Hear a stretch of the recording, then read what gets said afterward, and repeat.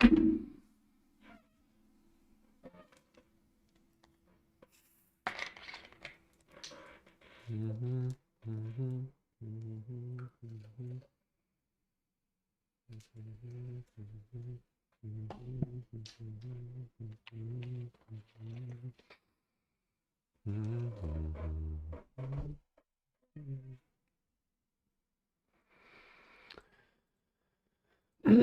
right, good evening. Good afternoon to the chat.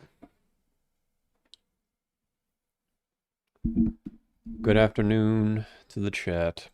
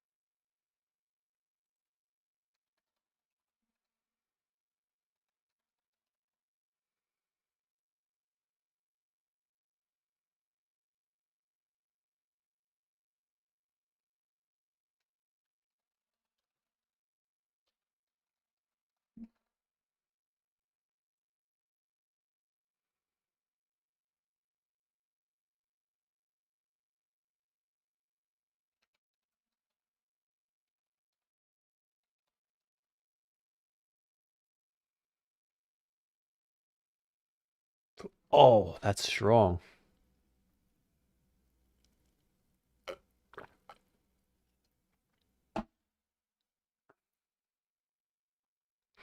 Sonny says, did I block you? Yeah, I blocked you. Thanks for playing. How do I fix this? I hope we get a good crowd today. Oh, the candle's making a... Think that's having an impact? I don't think so. I hope we get a good crowd today. I'm not ready to lose all my viewers yet.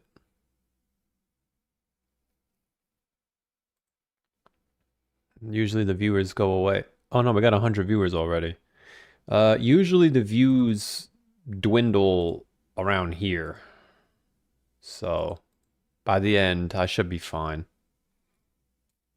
Because right now you have people still trying to say that it's bullish. So it's like people still holding on hope. So they still watch YouTube. But that might be it, chat. Danish says, is it over?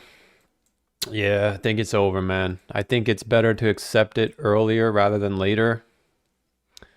Because once you accept it, it becomes easier. And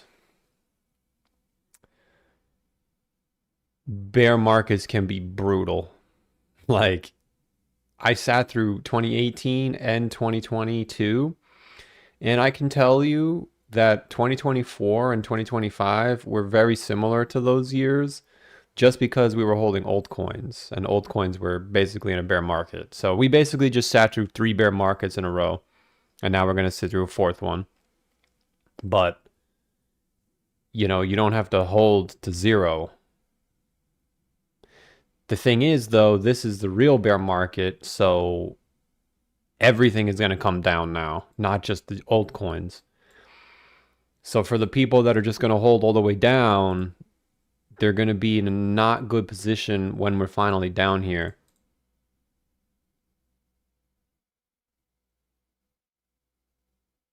Because,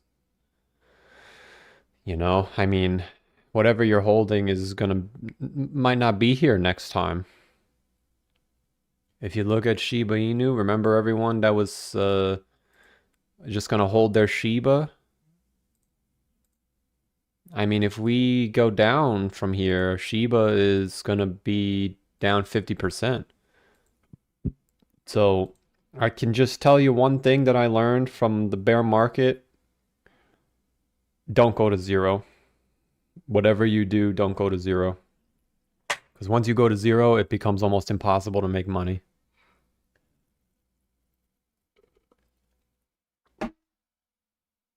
But Solana's breaking down now. I mean, chat, this is an extremely large head and shoulders. We ignored it in 2022 for Polygon. I can't ignore this. I mean, this is literally the biggest head and shoulders in NBA history. If this ends up breaking down, Jesus, you're probably going to go down as fast as you went up. I think Solana's going to go to $40, man.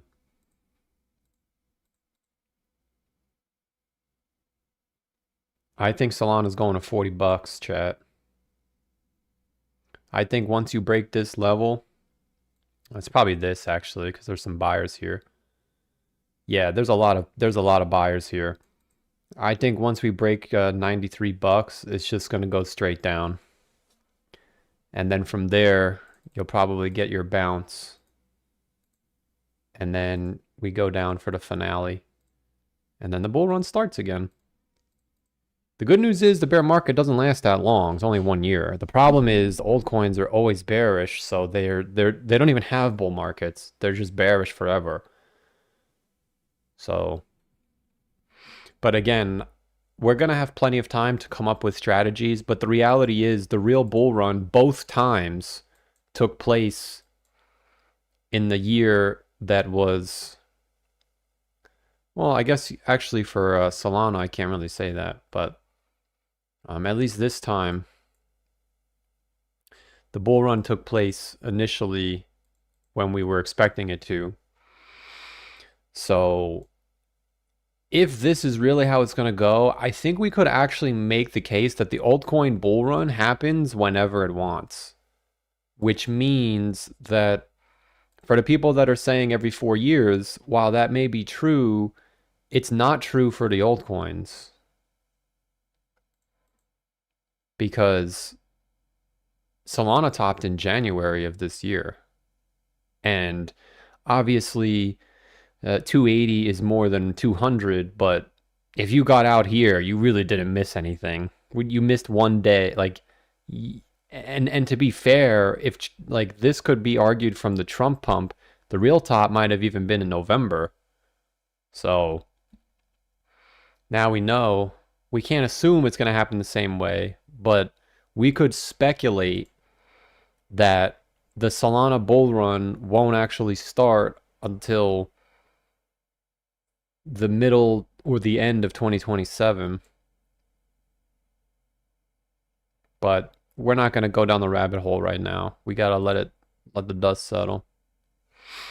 Danish for 20 says it's over, bro. I'm 70% in cash. Wait for the dust to settle and buy back in. Exactly. I appreciate the 20, man. It helps a lot in times like now. Listen, I learned my lesson in 2022. In 2022, believe it or not, I did very well. I managed to just preserve my portfolio because I just kept buying the bottom, and every time my portfolio tripled, I never sold. But I actually lost all my money in 2023. So, for the people that are just going to hold all the way to zero, I'm telling you, it's not a pleasant feeling. Like, what I'm feeling right now is not pleasant, but I know, like, zero is like a whole new level of holy shit.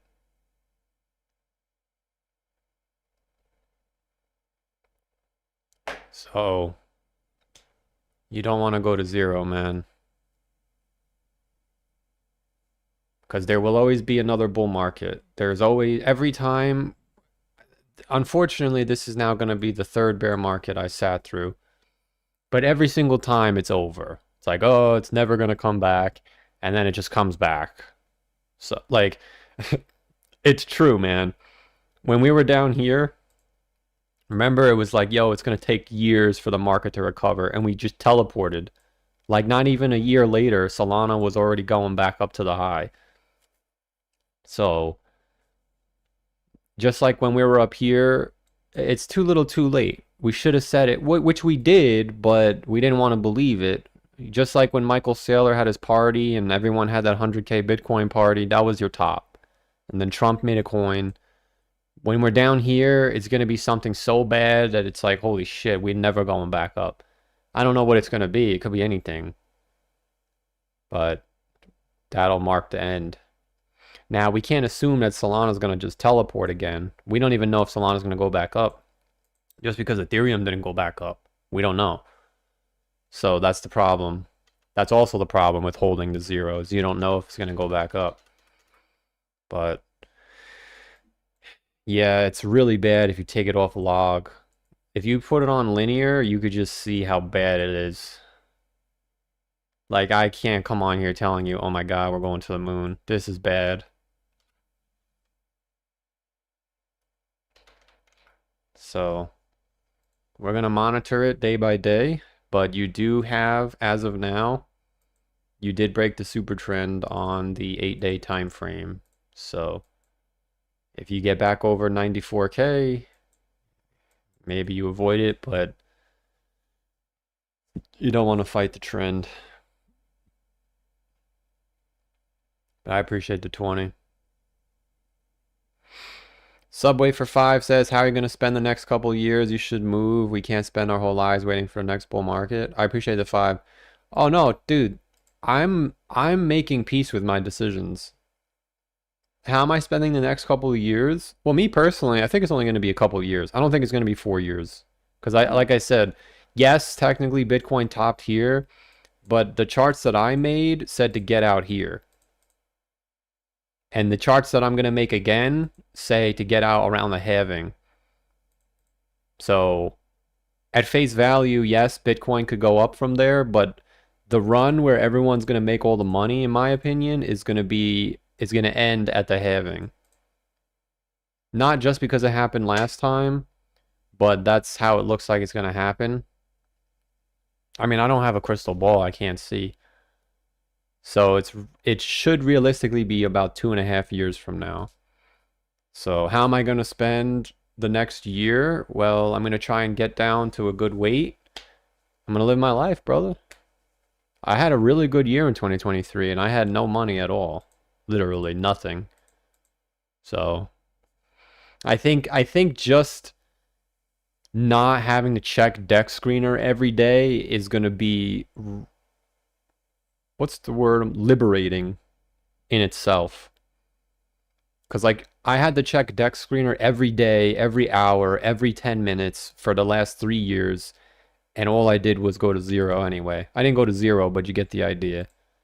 So I'm going to go out on a limb and say that I'm actually done with deck screener. I'm not using it anymore. I mean, we're going to use it for the stream, but I'm not putting my money in here anymore. I mean, this coin literally never went up. It came out in 2023 and it just gone down forever. I had my chances, there's no question. I even bought MOG right here. And I sold it right before it did 100x. So, you know, I had my chances. But at the end of the day, it was a net negative. So, I'm not even going to look at this shit anymore. I mean, again, for the live stream, we will. But listen, Subway, I'm looking at it like this. If this is how the bear market's going to start, then the worst is over for me, hopefully. Because last time I lost all my money here, but I lost all my money here because I was buying shit coins on Deck Screener. I'm not doing that ever again. That shit's over for me. But well, you know, we'll see what happens when the time comes. But putting all my money on Deck Screener, that is the clarification. When you put all your money that you have in these shit coins and you need them to go up, your life is miserable. But yeah. Listen, it is what it is. The better, I'm telling you right now, the faster you swallow the pill, the better off you'll be. I swallowed my pill the last 2 months, and I really swallowed it the last week. I said, listen, the dream that you wanted, you had it, and you threw it away for nothing. But I know what it's like to go to 0 and have nothing, like literally nothing. And I promised myself I would never go back there. So the dream is dead, but my life's not over. And for those of you that are going to hold all the way down, I wish you the best because it's not pleasant. It's not pleasant.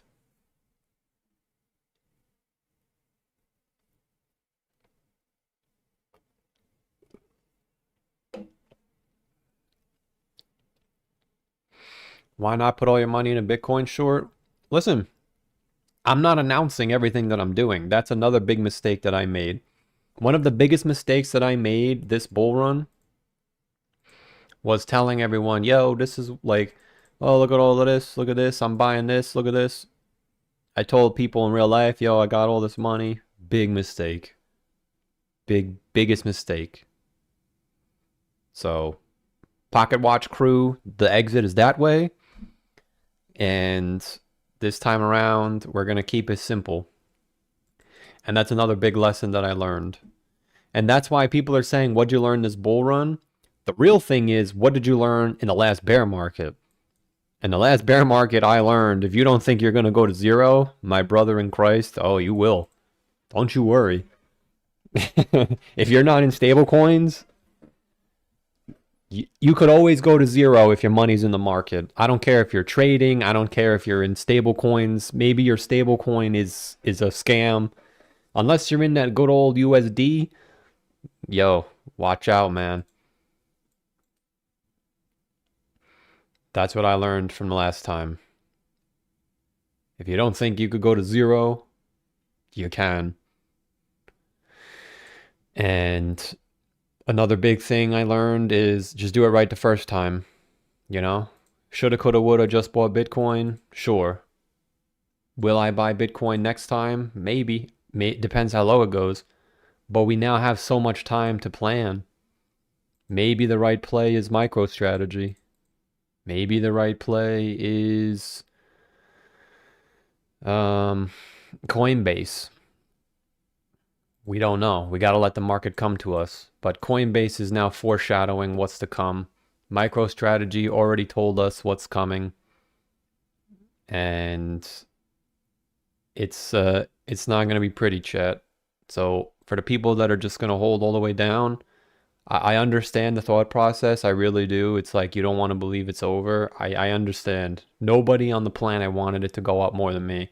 But I can't come on here telling you, yo, we're going to the moon, when every bear market indicator has gone off. It is what it is. This indicator has never been wrong. When you break below the moving average and you get a sell signal, bear market every time, except for COVID-19, which was a 50% decline. So you got to do what's best for you. And then, sorry, back here you had a sell signal when there's like 10 dots on the screen, but you still went down 50%. So I understand the thought process. Everyone's saying the top is in, so the top can't be in. You'd be surprised at how many people are saying we're still going up. Why? Because I was one of those people last time. I didn't want to accept it was over because I got screwed. Now, I can't even say I got screwed because I screwed myself. This time around, we kind of got screwed because it was like, bro, where's the fucking bull run? But the reality is a lot of us in the chat had a lot of money over here and over here, but we blew it. Now, because we want our money back, we want to extend it. It's not how life works. And the faster you swallow that pill, the better off you'll be. And that's my biggest lesson that I learned here. If I just swallow the pill, let the market do what it's going to do, withdraw from the fucking cesspool, which is this, and let life, just live your life normal, man. Life is freaking awesome. When you unplug from this shithole, life is awesome. It's just we were so invested in the shithole for so long, we forget what normal life is like. But, and here's the thing, to answer Subway's question, hopefully I get a good year next year, and then by the time the year is done, it's bull market time, baby. I will admit that this was a very easy bull run for Bitcoin holders. You just went up right away and you never had more than a 20% drawdown. I regret not buying Bitcoin, but I don't because, again, I actually had more money here than I would have if I just bought Bitcoin. So I'm not going to go back and say, well, I should have did this, I should have did that. I did what I did. I don't want to be saying I wish I took some money out when we're down here because then I'm at nothing. And then I have to, I literally cannot afford to go down there. So just for the people that are, You know, permables, I get it. I'm the biggest permabull there is, but this is not good, chat. And now I'm starting to see a bunch of rugs. Another scam coin bites the dust. DAP radar. It's after 7 years, it's time to say goodbye. When the shit coins start going to zero like this, it's over. I remember the same thing happened in 2021. The coins just started going to zero one by one. And remember, Kada announced a couple of days ago they're gonna stop operations. It just made a new low again. They stopped operations where? Back here? Back here? It's still going down. So prepare yourself. I think the harder, it's very hard. Trust me, I understand. Nobody wanted to be bullish more than me, but my younger self is saying, listen, I know you had it all, but please don't come back here. I'm begging you, don't come back here. And I promised myself I wouldn't. So I'm letting the market play out. And here's the thing, man. We know so much more than last time. Like now we know, listen, which is super bearish, by the way. Dude, the Gaussian channel is about to break the middle line. Every time, excuse me, every time in NBA history during the shot clock era, you've touched this middle line, you've come to the other side. Every single time in NBA history. So I can't sit here saying, well, maybe we can go up. Even though every single time in history this has happened. Sorry, I lied to you. The very first time it didn't happen. I just lied to you. See what a grifter I am? The very first one, it didn't happen. But it happened in 2014. Even from the bottom, though. When you go to the bottom and you touch the middle line, this is letting you know that the bull run has started. And this lets you know the bull run is over. Bull run over, bull run started. Again, one would argue that if we didn't have COVID, we would have just went up. You can have that age-old debate forever. It's like, I don't give a shit. It's irrelevant to me. So, broke through it, bull run. Now it's time. It's time to accept it. Yo, when you accept it, it's not that bad. I'm telling you. Like 2 weeks ago, I was like really, really upset. But now that I'm free, I feel liberated. Like, dude, this shit is gonna get bad, man. Just, you know? I mean, I can't tell you to buy or sell. I can only show you what has always happened. And every time we've done what we've done now, it's bearish. I know it sounds weird coming from me, but it is what it is. It's a shitty bull run. It happens. It is what it is, man. Shitty bull run. Even XRP is doing the same thing, where it's just doing nothing. But on the flip side, I would argue that some altcoins might not go as low as they did last time, just because they're already low. But those are very select coins. Like XRP would probably just go back to where it was. I would be shocked if it actually went back down, like here. Ethereum, I would be shocked if it went below 900. Because here you can see we fell by 82%. Believe it or not, from here, I mean 75% is basically back to the low. And I think ETH BTC having this rally is why that happened. So it's possible that Ben was right with the bottom, but you have this in the bear market basically to prevent ETH from going to zero, kind of like what happened here. So like when we go down for real, because it just started, it didn't really start going down yet. When we really start going down, this is going to go down. And I think that's when ETH is going to go all the way back to like 2000. And then you'll probably get a bounce and then the capitulation. The bear market's usually just two big moves. This one was one, this one was two. This one was one, this one was two. So if we're already going down, I mean, I'm not trying to make hopium, but like we're already halfway through the first part. We're already halfway there. No, we're not halfway there, but it's a tough pill to swallow, but I'm swallowing it every morning. You know, it is what it is. But I know, at least I know that I can get out of here because I've done it before. This was the first time I actually did it. Like in 2021, I did it for like a day and then I lost it. But this time I actually like had it, but I still lost it. So at least I know it's doable. But it's only doable if you have money, man. Even if you're down 100,000, if you're down 200,000, I get it, trust me. But you're even if you save 10K, that 10K is gonna save your life, man.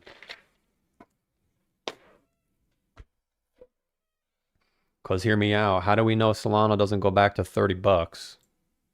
Then you put your 10K in and then ride it back up. Now you're back at 70K. I don't know. I don't know. The future is unknown as to where these prices actually go. But we just gotta let it play out.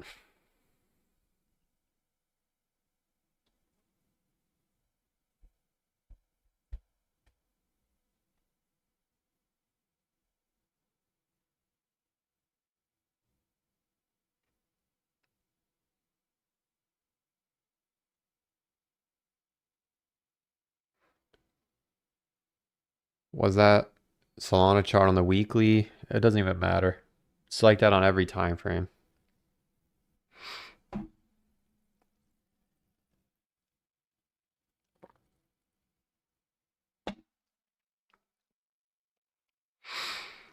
But the institutions are buying.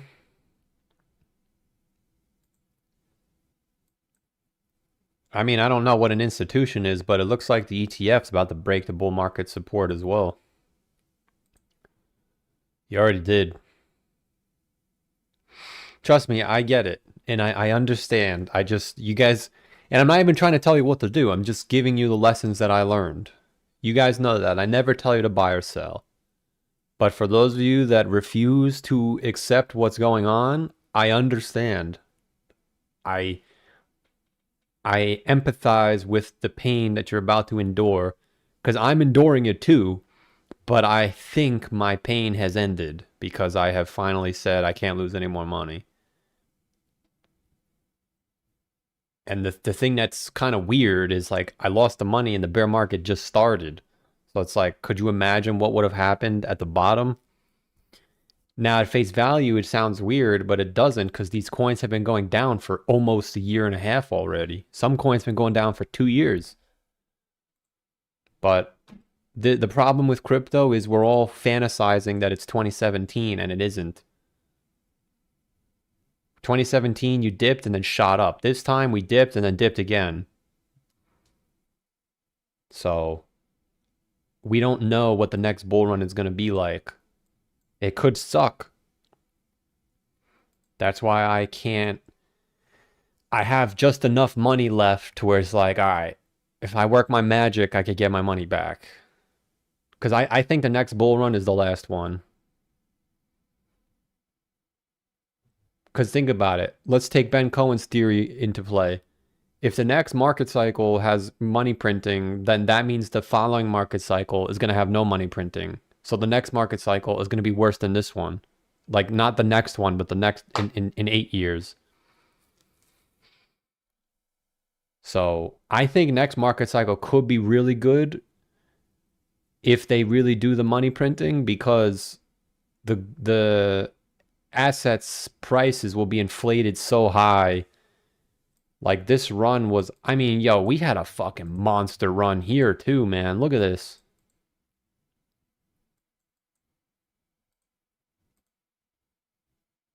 This one was almost the 20, this entire bull market was almost as big as the COVID crash.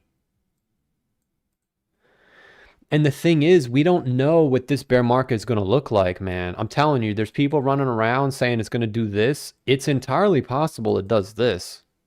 Because this was the top for Bitcoin, but the S&P topped 8 months later. And it didn't bottom until 3 years, almost 2 years after the S&P or Bitcoin topped. So I'm not gonna come on here knowing, oh, this is what it's gonna look like. I have no idea. It is weird because now if we have a standard bear market, we're just gonna go back to where we already were, which is heartbreaking because everyone will be like, yo, we should have just bought this, which is true. But the moving average is usually the bottom. So wherever that is, let's find out. A one, a two, a three. Yeah, it's probably gonna be a double bottom. That's what this was, basically. Triple bottom. Base. Well, not really, but I mean like 252.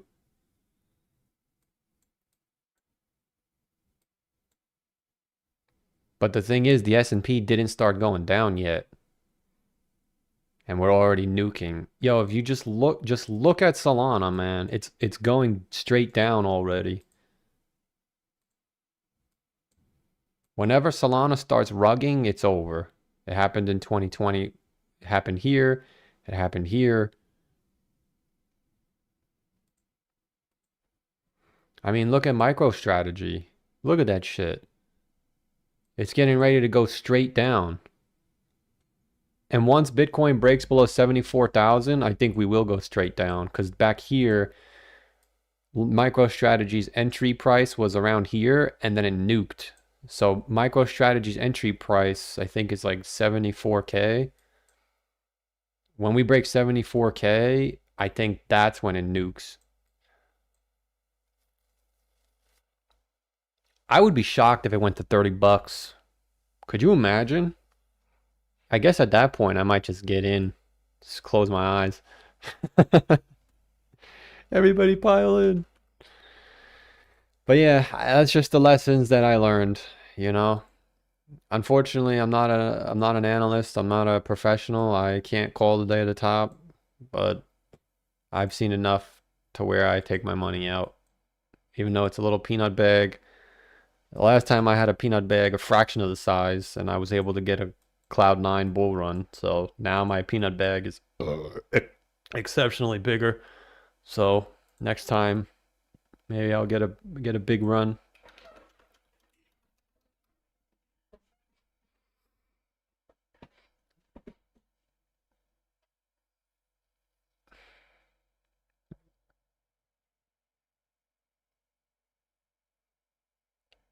I refuse to believe it's over before QE starts. Again, you got to do what's best for you, man. I'm not telling you to buy or sell. I'll never tell you to do that. I'm just saying that I've seen enough to where I'm not going to participate in this shenanigans. And then on top of that, you look at the MACD. Trust me, I don't want to believe it either, man. Nobody in this chat wants it to be more bullish than I do. But like, come on. You can't. If anything, it's doing us a favor because it's happening so early. Last time it happened when it was too late. It was January already. And the top was in November. This time around was the worst. This one didn't cross until the fucking bear market was halfway over already. This one, it just happened now.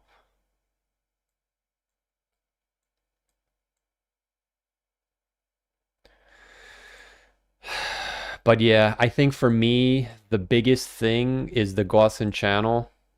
Because it's like, dude, we broke it. And we broke the moving average. And we broke the super trend. And the M2 went up even though we went down, which is what always happens when we're in the exact same spot that we're in right now. You can see in 2021, M2 went up, Bitcoin down, Gaussian channel, super trend, moving average. 2018, M2 went up, Bitcoin breaks the super trend. We didn't break the moving average till later. It happens every time, and like I have to show it to you, man. I can't ignore it. It's if you want to, because I ignored this, you know? We said we should have gotten out here. We didn't. I can't ignore it this time. I wish I should have, could have, would have. I wish I would have gotten out earlier. But what am I going to do? I don't want to say the same thing down here when it's like, oh shit, if I would have just gotten out, I would have had more money. At some point, it is going to bounce, yes, but listen, the reality is that I also learned on YouTube is a lot of these people are jabronis, man. They're just going to keep calling for bounce points all the way down. And they have hundreds of thousands of followers. So they look like they're actual traders. There's no bottom.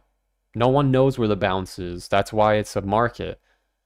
Could you speculate? I think you could take a guess. The bottom, or at least a bounce point, could be here. Because I don't think we're just going to go straight down. I think you're going to get a bounce. Maybe it's like 74. And then we do a little one of these. And then it's death. Possibly. I don't know. How do we know it's not like 2018 where she just dies? There was no bounce here. By the time you got a bounce, everything was dead already. That's the scariness. No one knows what it's going to look like. And I'll tell you this, what I would love to look for is a big ass wick. And that's what's a little bit scary, is we don't even have that yet. Normally when you start the bear market, you get a god wick to the downside. We don't even have that yet. Jesus. Dude, I don't know, man. Yo, dude, we don't even have a god wick yet.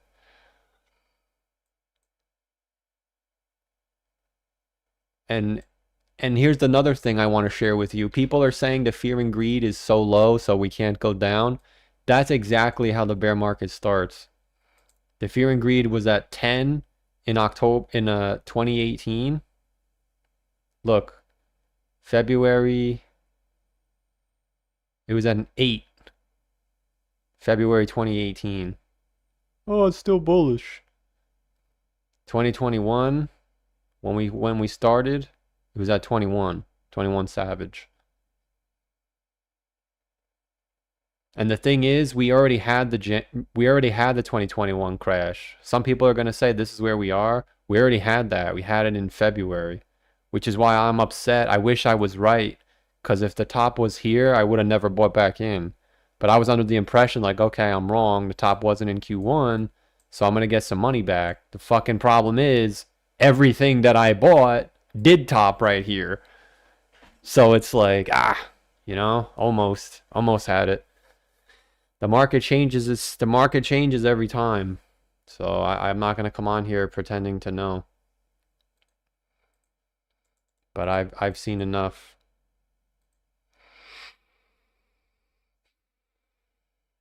I've seen enough.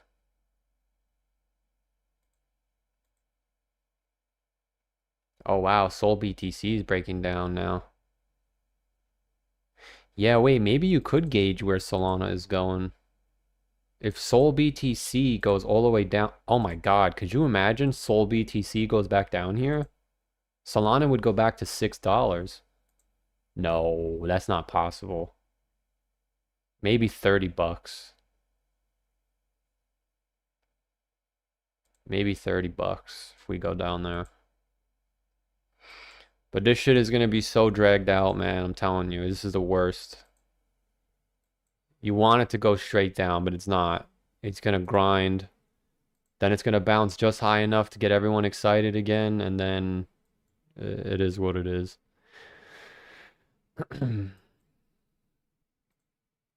That's what sucks. I think it would be too easy if it just went straight down. It's still possible that we get a relief bounce. Then it goes back up. Haha, I told you. And then it goes down.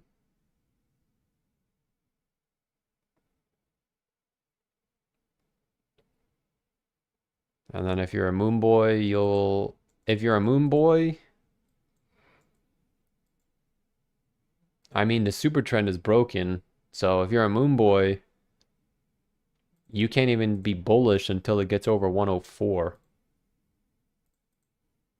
So if you can get back over 104 at any time, then you could say, all right, we might go back up. But I would say bearish as long as we're below 104. And that's why it sucks, because it would be so nice if we just went right down, but the same thing happened in 2021 where you should have just went right down, but you bounced off the super trend the following candle, and then you went down.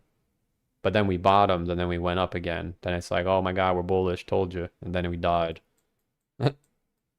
That's why for me, I'm looking at the same things.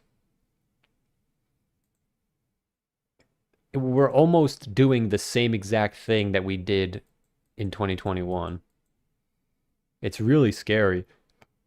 We broke the super trend, we broke the moving average, and then we're sitting on top of the middle of the Gaussian channel. That's exactly what's happening right now. You broke the moving average, you broke the super trend, and now you're sitting on the middle of the Gaussian channel. So at the bare minimum, if Bitcoin crashes, we should come to like 80,000. So what could happen is if we get a big crash, maybe we get a big wick, and that's where the bottom is. Then we go back up to get everyone excited, and then we go down. Because every time we get one of these big ass wicks, we always go down again, man. This was like the only time in history you didn't go down. You could say this one too, but this one is not that big. This one is big. This one is big. So if I had to guess, I think right now people are still on the fence if it's bullish or not. That's when you get the big ass candle, and then everyone calls the bottom. I mean, it probably would be the bottom, and then we'd get our rally December, January, February, and then March I think is bearish again. But I'm not trying to draw a bear flag because that's what happened last time, and I know that it's not gonna look like this. I don't know what it's gonna look like. It could look like anything. But that's why once the dust settles and it's 1000% never going back up, we can start planning for the end game because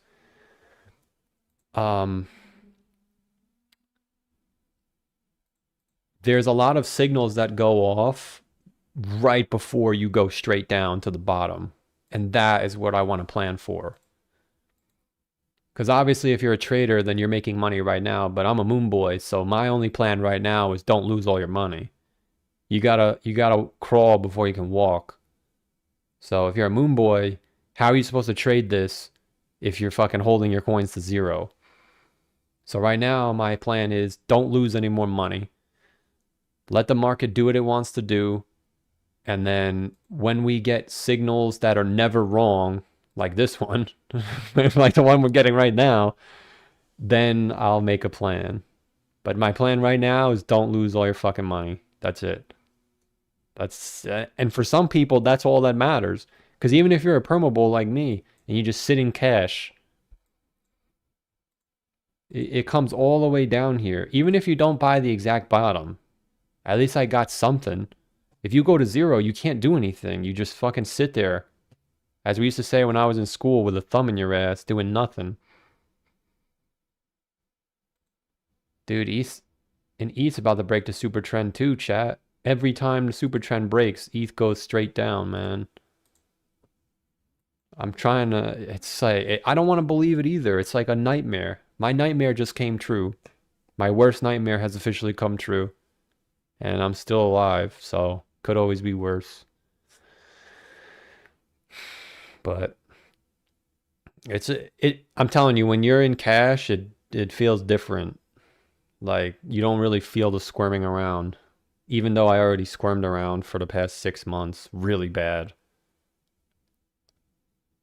That nightmare I had when I was running in the woods.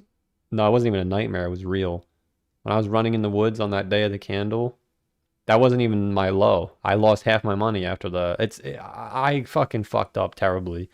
But I know that if I don't do something, I'm gonna go to zero. So I did something. So now I just do nothing.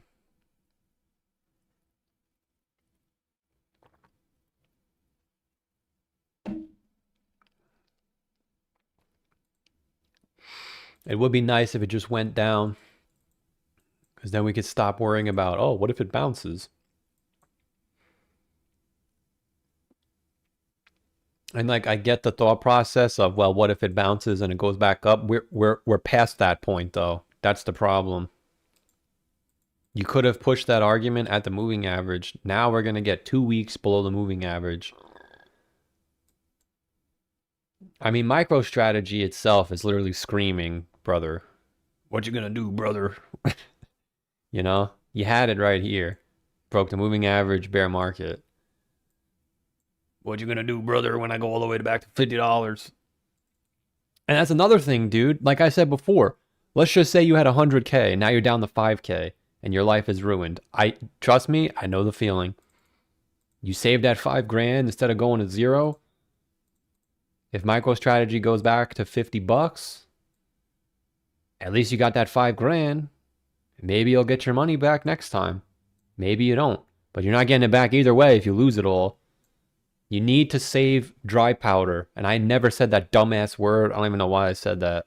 That's what the dumbass influencers say. You gotta save dry powder, bro. Oh, you gotta save some dry powder. Don't go to zero. That's my only not financial advice. Don't go to zero. This is coping. This is a coping session for me too. I have to listen to my own voice because I kept saying my life is over, my life is over, but it's not because even though I lost so much money, I can save whatever I have left. And the next bull run will be here before you know it. Because we got to give the people credit who called the top where it was. And because that's where the top is, you have to assume that the bottom is probably in the same spot too. So we're already a month in. That's why I just sat through the worst year of my life. So next year, because the money's safe, I hope, I shouldn't really have that bad of a year. I'm not going to say anything because you don't know what life happened. You know, maybe something happens to me and then my life's really fucked, but it should be quick. It's going to be a quick death. Down, bounce, down, bull run. Then it starts again. You just got to make it to here, chat. You got to make it to next Halloween. If you have money next Halloween, then you survived. Every time Halloween comes, I'm fucking broke. Or I'm rich. There's no in the middle. 2021 Halloween, I was rich. 2024 Halloween, I was rich. 2023, I was broke. This year, I'm broke. I'm always broke. Well, I'm not rich, but fat boy rich. Like, if you're poor, then rich is a lot of money. But if you're rich, I was never rich. But from a poor man's perspective, I was wealthy. But I was never rich. I didn't have that much. Just enough to not be poor. Now we're back to being poor again. So, oh well. Yeah, why is there such a heavy seller? There's so much, the price is lower on Coinbase than everything else. Yo, ETH is going down now. Oh my gosh. Brace for impact, chat. Brace for impact.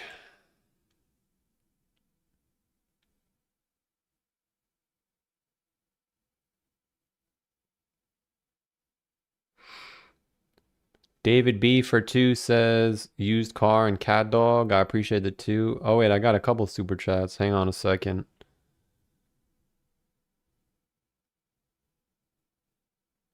Marco for 2 says maybe Bitcoin won't see much downside. I appreciate the 2. No, we're going down, bro. I'm telling you, all the copium, I understand because I used to sell it. I used to be a copium seller. So I know my clients and I used to get high on my own supply. And to my credit, whenever I used to get high on my own supply, it ended up working out. Because again, even back here, I had the same amount of money as I did back here, but I didn't sell. And I had, even if I would have bought Bitcoin down here, I had the same amount of money, but I didn't sell. I never sell. So when I get high on my own supply, it works out, but then it doesn't because I never believe it. And I'm telling you as a former hopium dealer, there is no hopium. Like, I'm telling you, this bear market is not going to be any less bad than the previous ones. You could argue that it might not be as bad as far as percentage, but barely.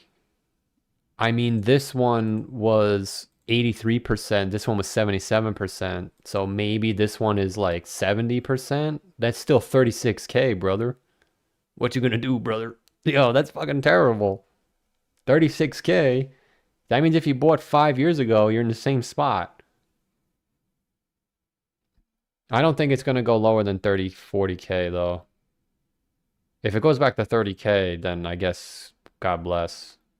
But I'd be shocked if it goes below 40,000. But this whole notion that we're gonna have a little bear market, drop that shit right now. I think 70% is fair.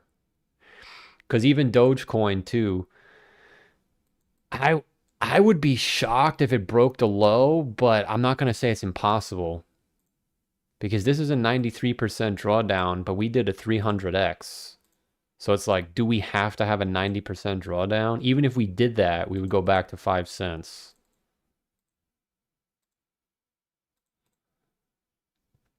So I would like to think that this would be the bottom, but I'm not going to know. I don't know. We're entering uncharted territory. Because XRP didn't make a new low when we went down last time. See how the bottom was here in 2018 and 2019, and then we went back to the bottom? Same thing with Bitcoin Cash. So I would be disappointed if Doge actually broke 5 cents. But I can't say that I know. I don't know.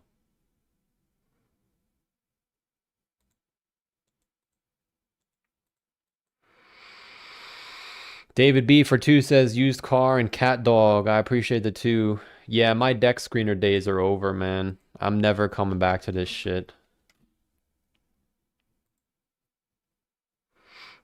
The scammers bought in.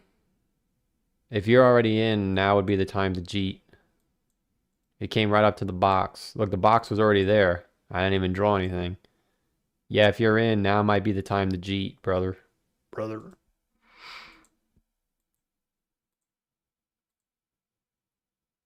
I would say if you can get over 26, you got a shot at a bull run up to 59. And if you can get over 59, then you actually got a scam pump coming in hot. But as long as it's below 26, it's bearish. And 59 is bearish.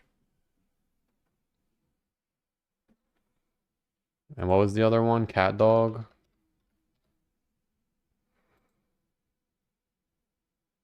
Yeah, you're actually getting nice bounces on these. This might be your last chance to exit. I'm not saying to do that, but can't even really draw anything on here. It's gone down too far.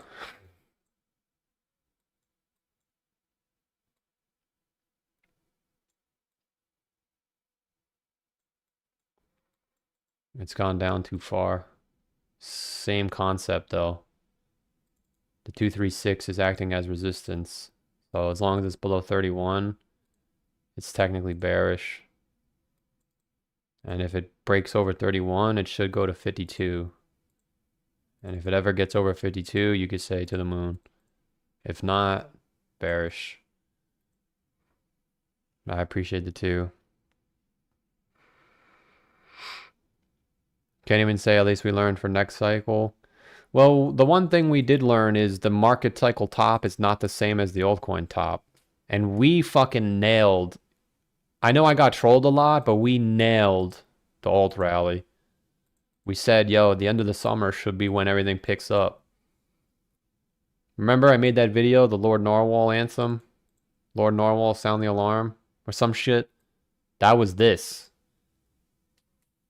And in 2020, the same thing happened. Where it's almost like the rally from where Bitcoin goes from the shitter back to the high. That is where all the money is. After you break the high, last time in 2017, that was where the money was. But the last 2 cycles, the real money was as Bitcoin was running to the high. So if you're going to make it, you need to know where this is. You don't need to know where the top is.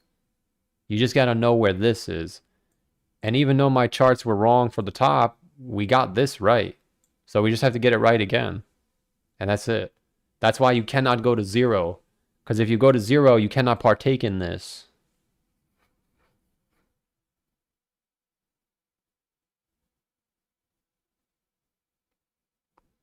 Berto for 5 says used car. I appreciate the 5. I love the double dips. Yeah, I already have a chart for used car. Used car hit the 236 retracement perfectly, so people are probably jeeting right now. If I were holding it, I would probably jeet, but if it breaks over 26, it should go right to 60. And if it gets over 60, then you could say the bottom's in to the moon. But considering the market conditions, I would probably jeet personally. I'm not telling you to, but I would jeet. It looks like someone already jeeted and now the buyers came back in again. But I would say bearish below 26, bearish below 59 on used car. Which sucks because used car has been bearish since January of 2024, man. It's ridiculous. But I'm not playing in this casino anymore. I'm done. I gave it a great run. And the thing is, and I always say this, I made all that money without even getting a new all-time high. I traded these dumbass retracements. So next time, I'm not even buying this garbage. I'm just going to find a new play. But I would say used car is bearish below 26 and bearish below 59. So me personally, I'm not telling you to do it. If I were holding this, I would jeet right now, personally. But it could go higher because I'm not going to pretend to know where this is going. But it is bearish below 26 and it's bearish below 59.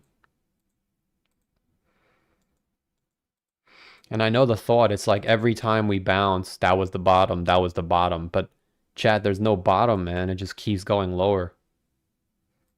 Chat. And the S&P didn't go down yet. It didn't even break the low from Friday.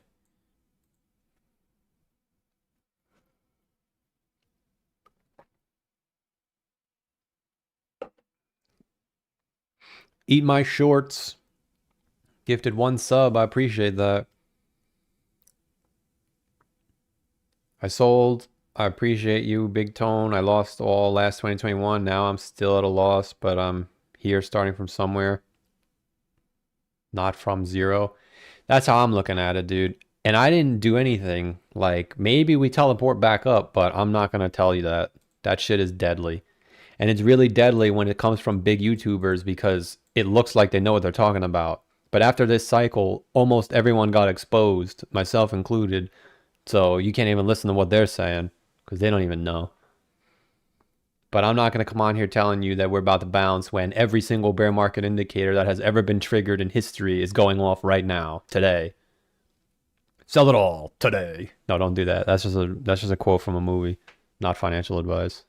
But I can tell you again, I know it's annoying to hear, and I've lost so much money, and it's heartbreaking, and it has broken me mentally. But I know from here that it could be worse. So I am not partaking in that festivity. And I'm gonna be very happy, which I don't know if I'll ever be happy in life. Maybe I gotta change my attitude. I'll work on that in 2026. But I'm gonna be much more joyful if I'm not at 0 when Bitcoin's at 30K. Because worst case scenario, I could just buy Bitcoin and then leave. I'll never be rich, but at least I'll get something. Maybe I'll get fancy. Maybe I'll buy some MicroStrategy. That's the beauty of not going to 0. You have the option to choose. If you're at 0, you have no option but to go to the casino and play used car. Even though we did very well in the casino, did we? Because we gave it all back.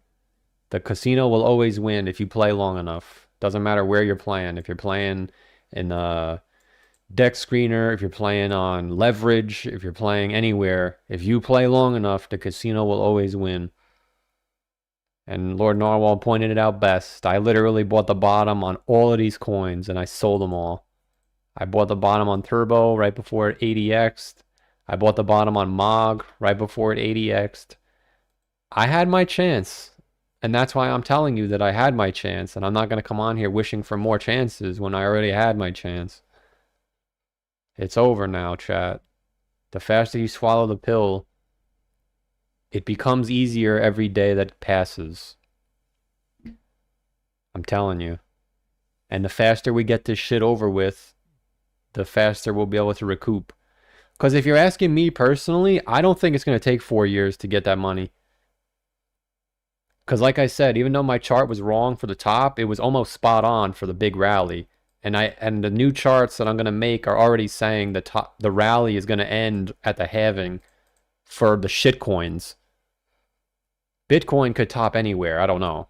But I think even MicroStrategy is going to top near the halving. And I can show you that without even going crazy with the chart. MicroStrategy is a great indicator for retail, even though they never showed up. Even this says the top is at the halving. Look at this dude. August of 2028. So slightly after the halving. And then Bitcoin tops here somewhere. But we don't care about Bitcoin because we don't have Bitcoin. We have garbage. It's not going to look exactly like this, but it's just a rough draft. So you would have to be in the market by December of 2026. That's the plan. If you just don't go to zero by December of 2026, then you can make it out. Like I said before, even though you had 500,000, maybe you're down to 10K. If you don't lose that 10K, you can put it in MicroStrategy and maybe you go back to 50K or 70K, or maybe it goes back up. I don't know. How do we know MicroStrategy doesn't go to 2,000 next time? How do we know it makes a lower high? We don't. But like I said, if you go to zero, you are forced to buy Turbo. Even though it would have worked out for me. God bless. I'm telling you, man, it was almost like it was predetermined. Every time I look at all the coins I had and I looked at where they topped, I had the same amount of money, even though I had to click buttons to get there. So it's like, it's almost like as the flat earthers would say, what is that called? What do they say? It's already predetermined. The algorithm, there's a name for it. I can't think of it. It's not the algorithm, it's the simulation. That's what it is. The simulation had me topping out at the same price no matter what I did. And unfortunately, my fate was sealed. And I ended up giving it back. But Robinhood is listening. Eat my shorts for another sub. I appreciate that. I appreciate that a lot. Helps out. Yeah, Bull. Dude, Webull sucks, man. I bought gold in 2020 and I'm trying to sell it. And they're telling me that I have to take a picture of my social security card and my driver's license. I'm just like, fuck it. Just keep it. This shit's going to zero, man. Worst customers. The guy's not even speaking English. So this shit's going to zero, man. For all the traders in the chat, Bull is going to fucking zero. Get fucked.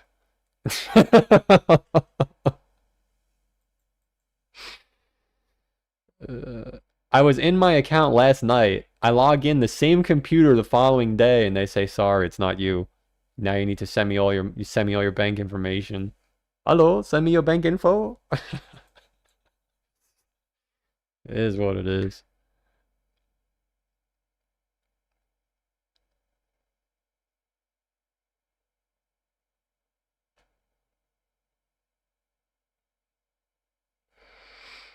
But Bull could be the same thing as Robinhood, as some people say. Robinhood's gonna go all the way back to zero too. You don't think Robinhood's gonna nosedive all the way back down to like 40 bucks?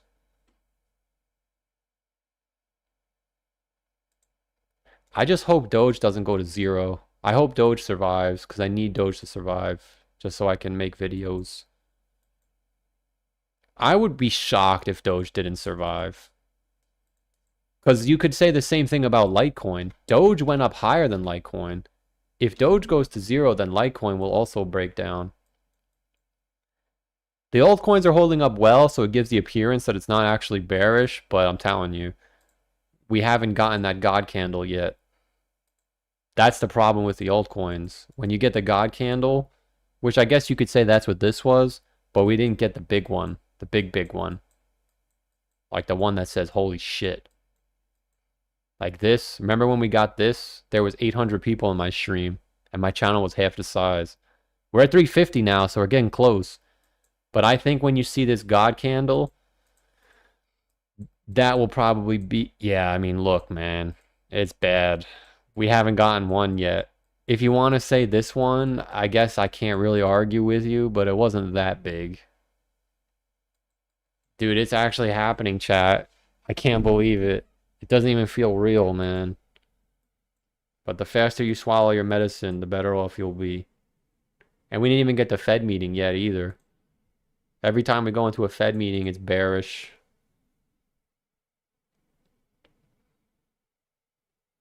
Wasn't there a Fed meeting in December of 2021 as well? Yeah, maybe we get the wick after the Fed meeting.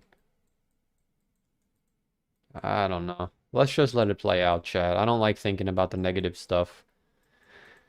But I think once we get into the 80s, I'm going to start planning for the bottom.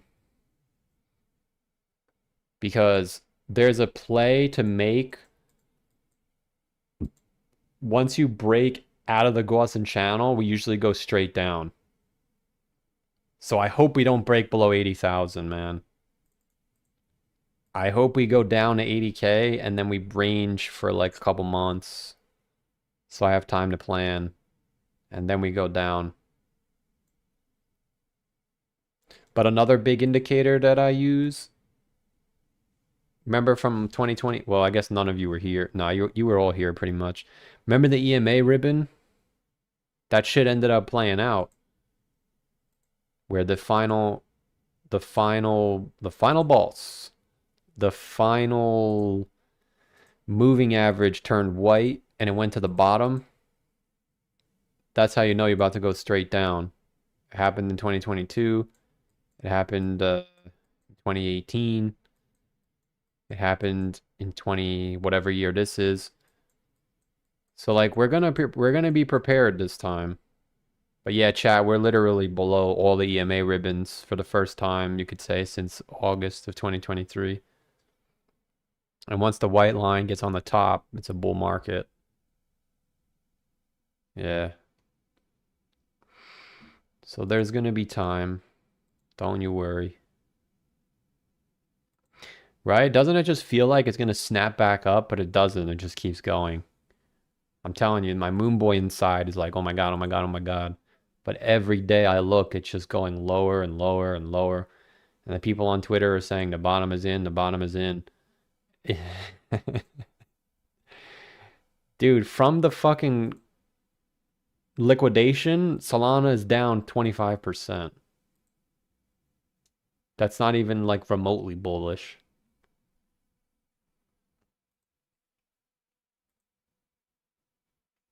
And that might be why Bitcoin's not falling yet, because the altcoins are going down.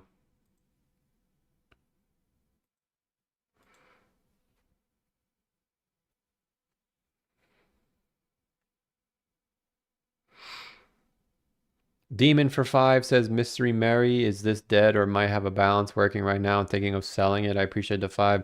I can't tell you to buy or sell, man. I just can't. The only thing I can say is the indicators that are going off right now, every time it was a bear market, they have gone off. And they're going off right now. That's all I can say. So you do with that whatever you want. But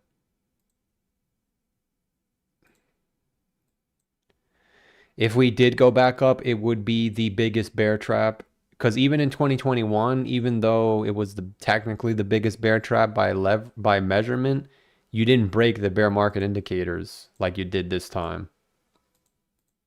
Like I can't even find something that's bullish. Does anyone have something? Like even the tether dominance broke.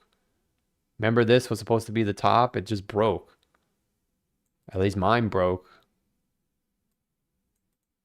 I don't even see, I don't see anything that's bullish. You know?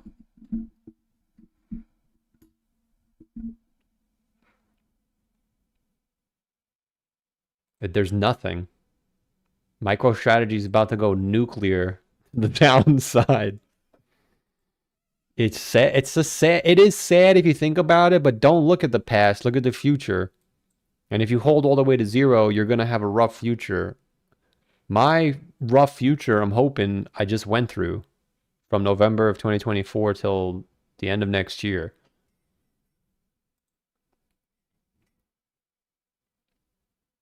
But I appreciate the 5, man. I can't tell you to buy or sell, but we're getting every bear market signal that you can ask for. Sailor just bought 8K Bitcoin. Yeah, he only buys when we're topping out, man.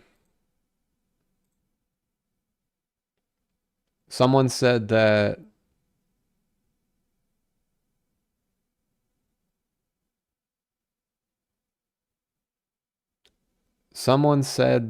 he has to buy when he raises the money.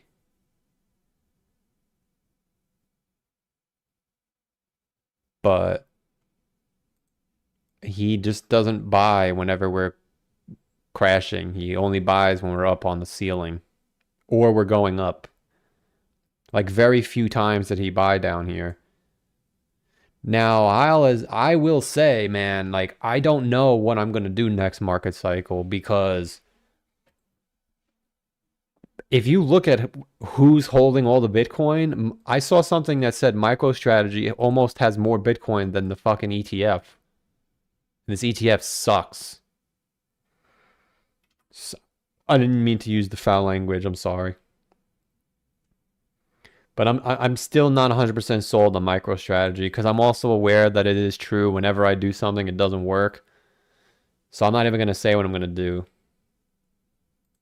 But dude, I even put it in the video, remember? I said every time someone bots my channel, we go down. They did it again right before we went down. So if they do it again, then I'll let you know. It's their Morse code to me saying, listen, fat boy, you got to get out.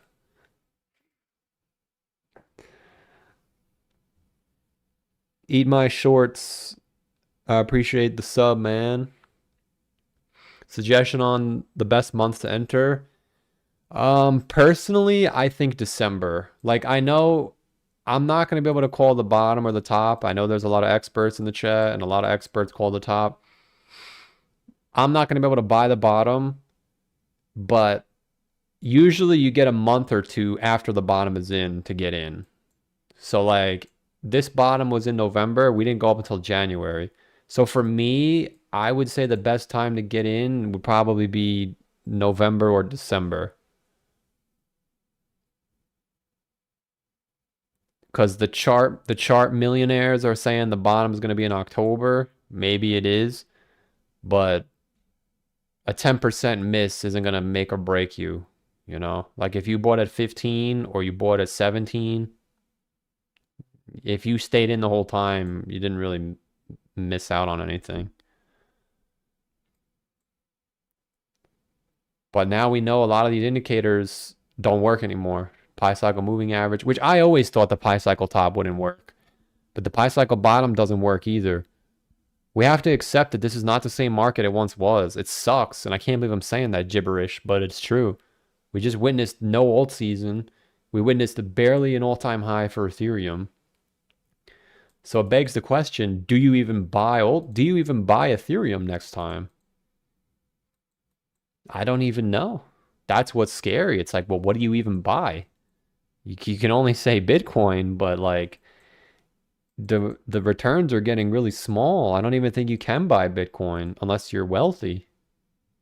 You know, I mean, a 6x is great, but the next one is going to be really small. It's going to be like a 3 or 4x.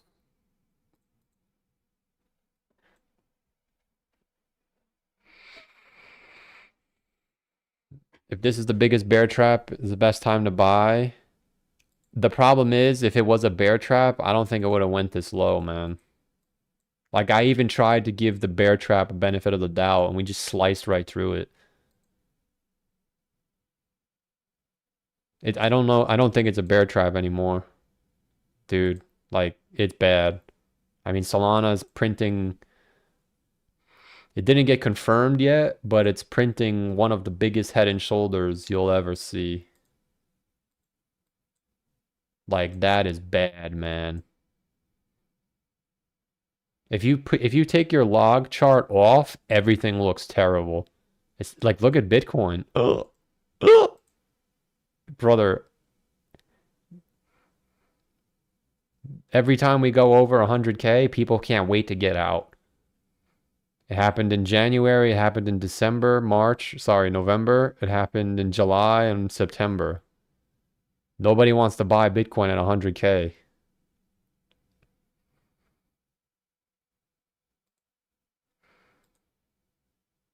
Oh man. Oh no, you got a bearish engulfing candle on the 4 month time frame. Yo, chat. I think it's better to assume what's obvious. Oh my God. I gotta pee. I'm gonna lose all my viewers, but I'll be right back. The soda's going through me.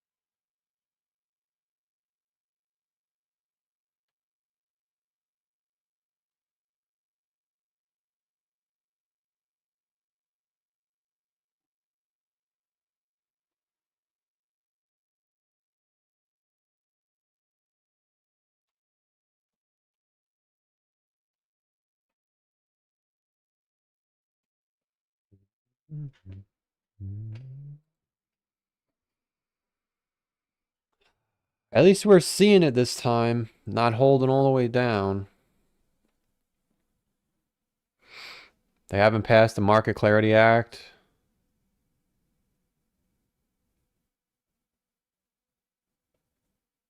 Yeah, I don't have a comment to those people, man. Listen, I'm not here telling you guys what to do. You got to do what's best for you. But I've heard it all. There's nothing but good news. We're getting a bunch of institution. Like, it's the same thing every single time. I've heard it all, man. Look at how many green candles we had. 1, 2, 3, 4, 5, 6, 7, 8. You're going to get a red candle at some point. It just happens to be the exact day where all the people on X were calling for it. But you can't really say that, well, everyone's calling for it, so it's not going to happen, because half the people don't even believe it. I don't even care about people calling the top. My money, it's been so hard to make money for the last 2 years. That's not bullish. Unfortunately, it took me too long to wake up and say, listen, brother, your money's going away. Why are you not doing something? But I hit my number where my heart said, bro, if you go any lower, you're gonna have problems. So that was where I finally said, okay, I'm done. And the thing is, if we go back up magically, I'll just start buying shitcoins. This whole obsession of buying the bottom when there's no bottom, it's bad. Crypto sucks, man. I have to take it for what it is. It's only bullish for 3 months and then it's bearish. So our 3 month window passed 15 months ago.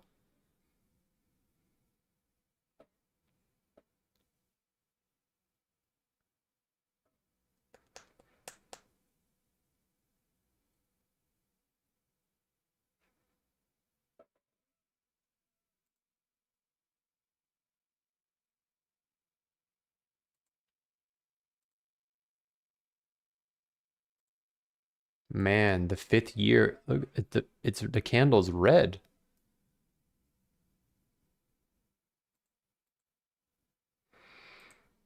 Oh my God, look at XRP, brother. Brother. Holy shit. It's gonna be bad, man.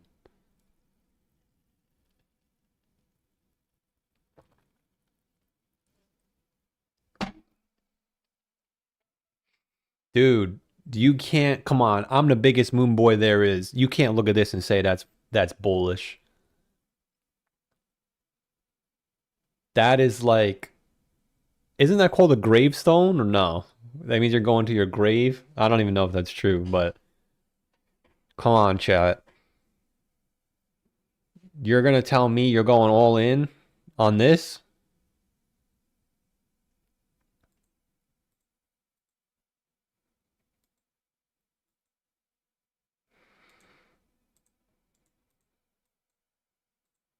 I already feel the FOMO. Oh my god, the bottom's in. Hurry up, hurry up. It's every time the candle's green. That's what it is. Oh my god, oh my god, oh my god. But that's why the indicators help. You can't really say bull market when you have a sell signal. And we already gave the market a chance to get the bullish engulfing, and it was just down.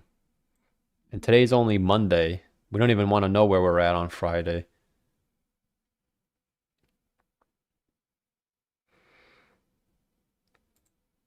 But I think once Coinbase starts breaking down, that's another sign like it's about to get bad. Right now, everything is still kind of holding up. Obviously, it's not, but like it's taking a lot longer than I want. That's why. I just want it to go down so I could sleep at night knowing that it's over.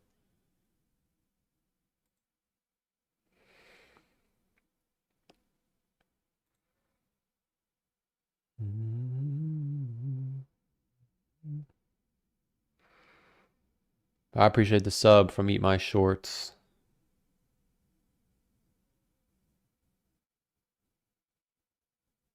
You forget how fast we can moon. Yeah, I know, but you have to understand that the macro environment is shifting now.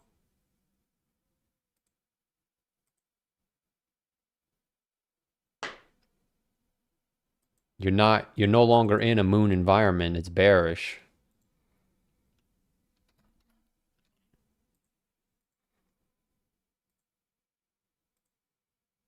Oh man.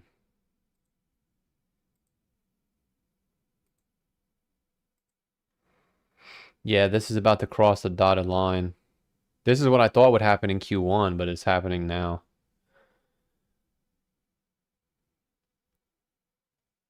So no relief rally. I mean, at some point, but like by the time you get it, it's gonna be too late for a lot of people. I mean, some of these shitcoins are down so much that you're gonna get a nasty relief rally. But I don't even want to play anymore. I'd rather just watch, honestly. Remember Ribbit? Ribbit never went up, dude. I can't fucking believe it. I guess it went up here. But I remember when I first found it, December of 2023, it never went up. Never.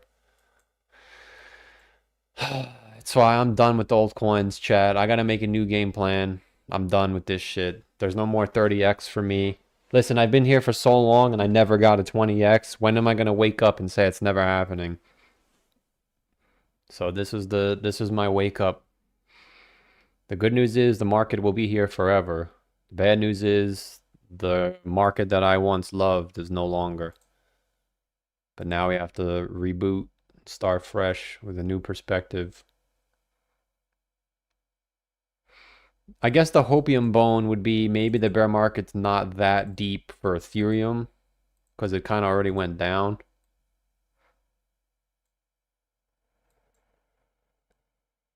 Because this is what happened last time. The bottom was here for Bitcoin, which is what the people are saying. So I'm not going to say that this is impossible. And I'm just throwing shit at the wall right now. I'm not even doing analysis. We're just watching everything go to zero. I would be surprised if ETH broke 900, man. Where would it go? 800?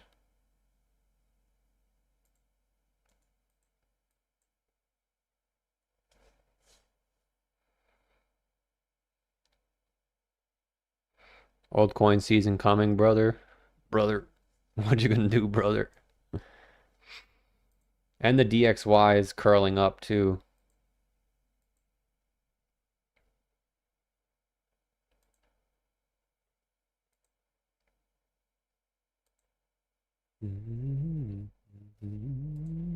Yeah, now SPY's starting to fall a little bit. I'm surprised Nvidia is not falling. Usually Nvidia and Bitcoin fall together, but Nvidia is not falling. Yeah, Nvidia is never going back down there. Oh, they did a stock split too, anyway. But the thing is, every time, oh shit, I can't even say that. Yeah, Nvidia did not top with Bitcoin in last time, in 2018. Yeah, bit. Yeah, yeah, this game is brutal, man. Imagine Nvidia keeps going, everyone's gonna say the bull run is still alive. I'm telling you, man, that's what happened in 2017. The bull run ended for crypto in Q1 and we were bullish the whole time. That's why I think MicroStrategy is a better indicator, and so is Coinbase. I wonder if Coinbase is really going to come all the way back down here again. I think 70 to 80 bucks is fair.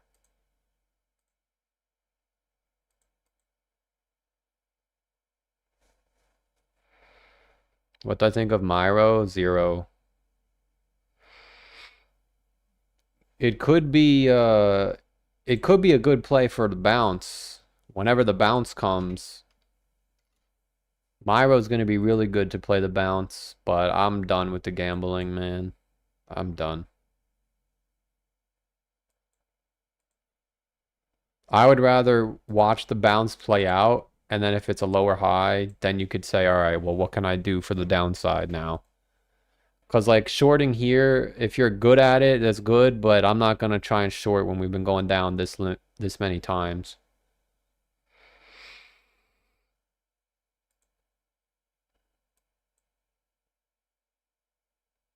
I'm not probably gonna short anyway.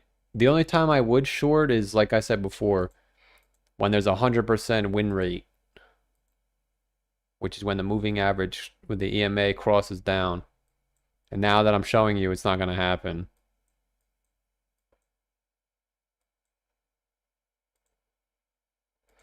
Oh my God, the bottom's in. Did you guys miss the bottom? Oh my God, oh my God. It's so dangerous, man. This guy said we're curling back up.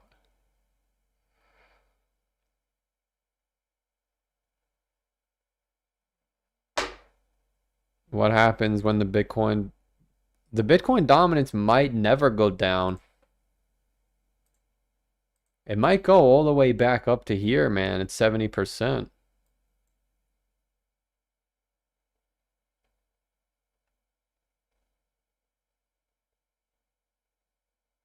That's what's scary. And some people were looking for this back here, but I didn't want to listen. Could you imagine it goes all the way back up here? And then it goes down?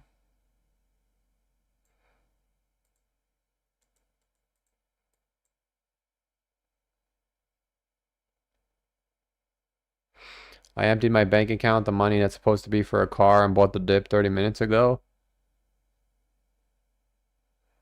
All right, man. Good luck. I hope it works out, man.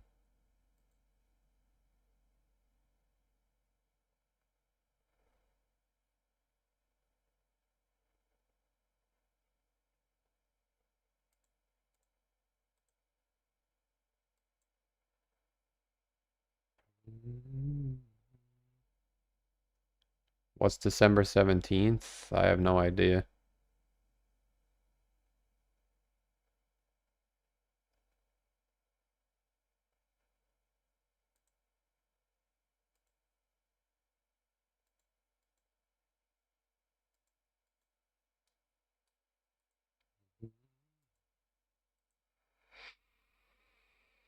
Mm-hmm.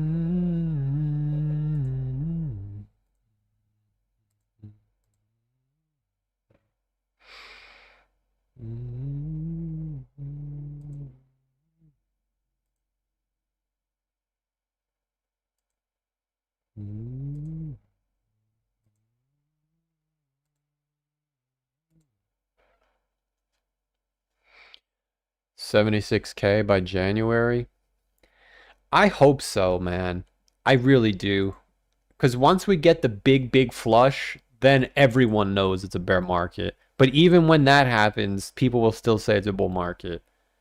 And I'm not saying that to talk shit, because I did that last time. That's how I know. There's going to be people that say the bottom is in all the way down. And I can't do that this time.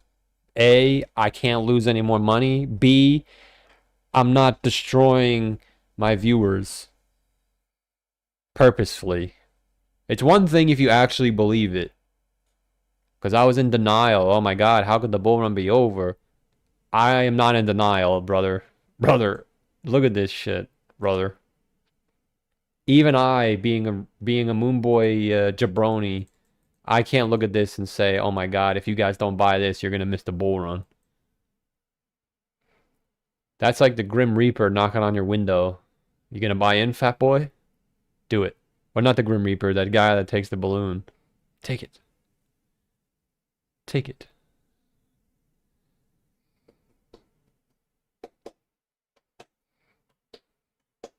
If you don't get in now, you're gonna miss the run to $5. And then the next candle looks like this. Straight down to 50 cents.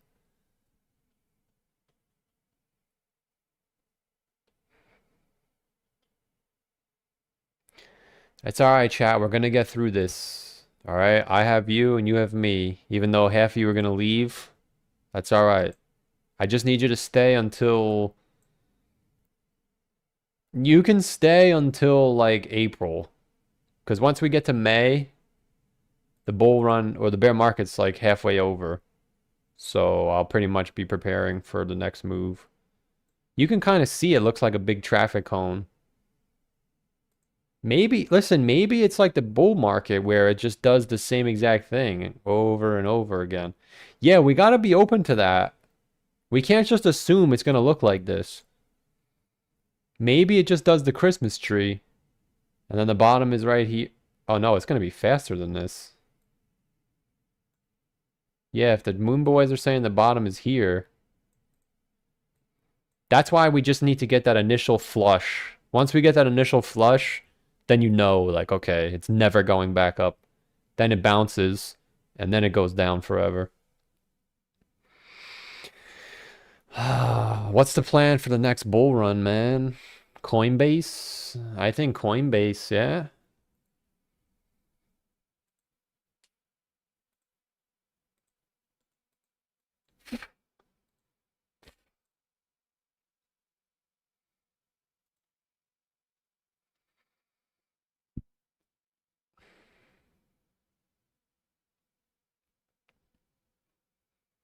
The super trend is to measure volatility range, not necessarily mean that it's bearish.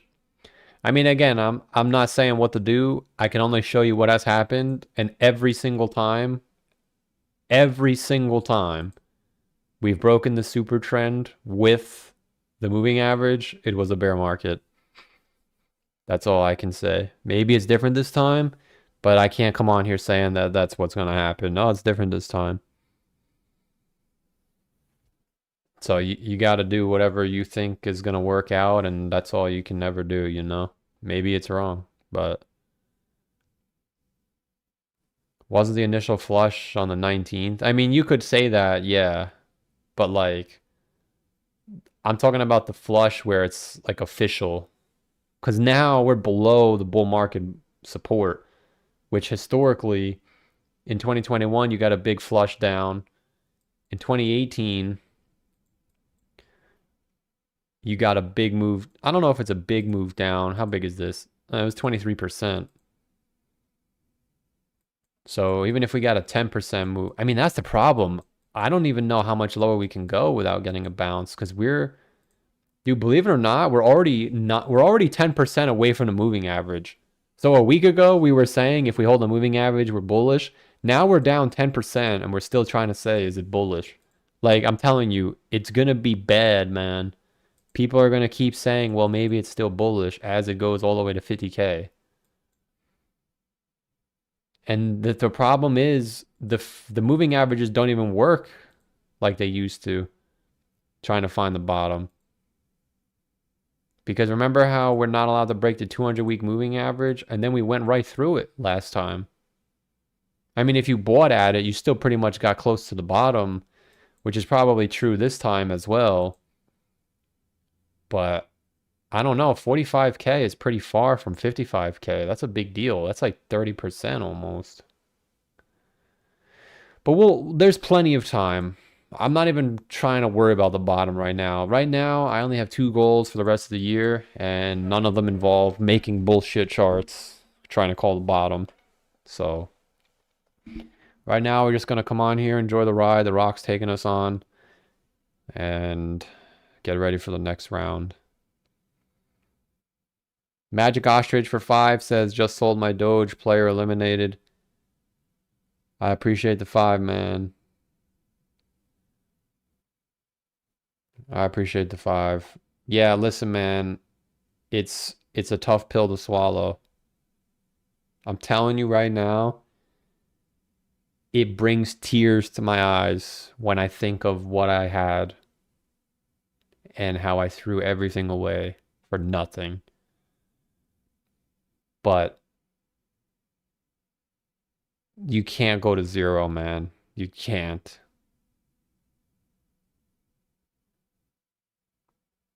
You just can't. It's the worst. Going to zero is the worst feeling in the world. And I think for me, the reason why it hurts so much this time isn't just because I lost the money, but it's because I had it and then lost it. So now I have to spend another X amount of time trying to get back to where I was. But on the flip side, I know it's doable because I've done it. And it didn't take as long as I thought it would either. When we topped out here, everyone was like, it's going to take 4 years. I had all the money back by here, which is only it was 2.5 years because the top was November and the end here was in March, February. So it's like 2 years. So 2 years from now, I'll have all my money back, I'm hoping, which obviously I'm not happy about that. But if I go all the way back to zero, I'm never getting that money back. Never. So that's how I'm looking at it. Would I rather get the money back in 2 years or never get it back at all? So I said, all right, I learned my lesson last time. Just, I guess I'll have to sit and shut my mouth.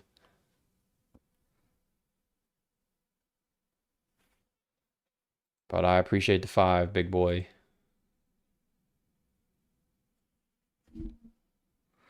If the moving cycles don't work anymore, who's to say the market isn't extended? Again, if you're looking for hopium, I don't have any. You got to do what's best for you, man. Like, if I were going to come on here and give you a bull argument, I don't even know what I would say. Every single thing is broken. Literally. The Gaussian channel, bearish.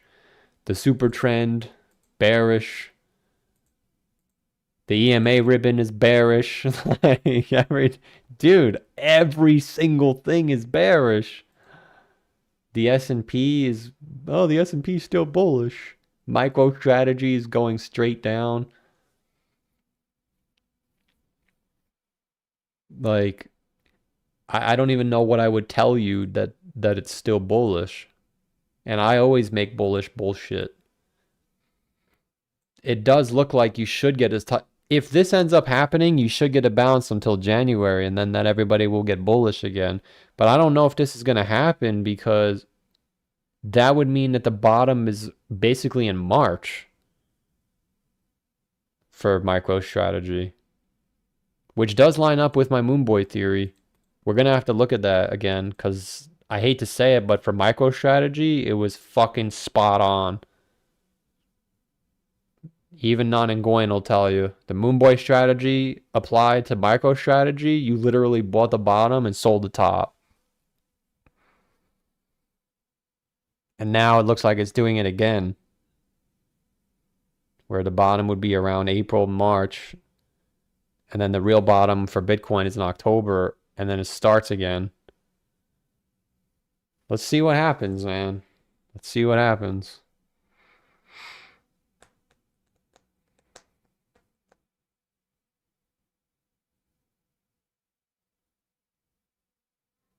I'm actually down 25% of what I put in. Been waiting 4 years and I'm not watching it all go back to zero again.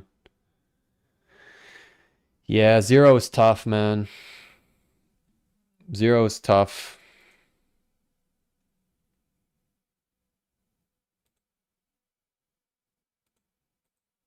CME gap is filled. Yeah, the bottom is in now. Now that everybody's sold, we can go up. Just like right here, the gap was filled. And then we that's the problem, man.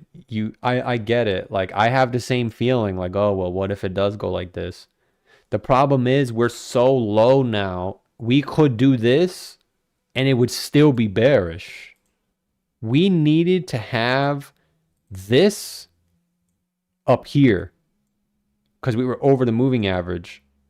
The fact that we're so far away from the moving average, now it's like you could go back to the moving average and still be bearish because it's so far away.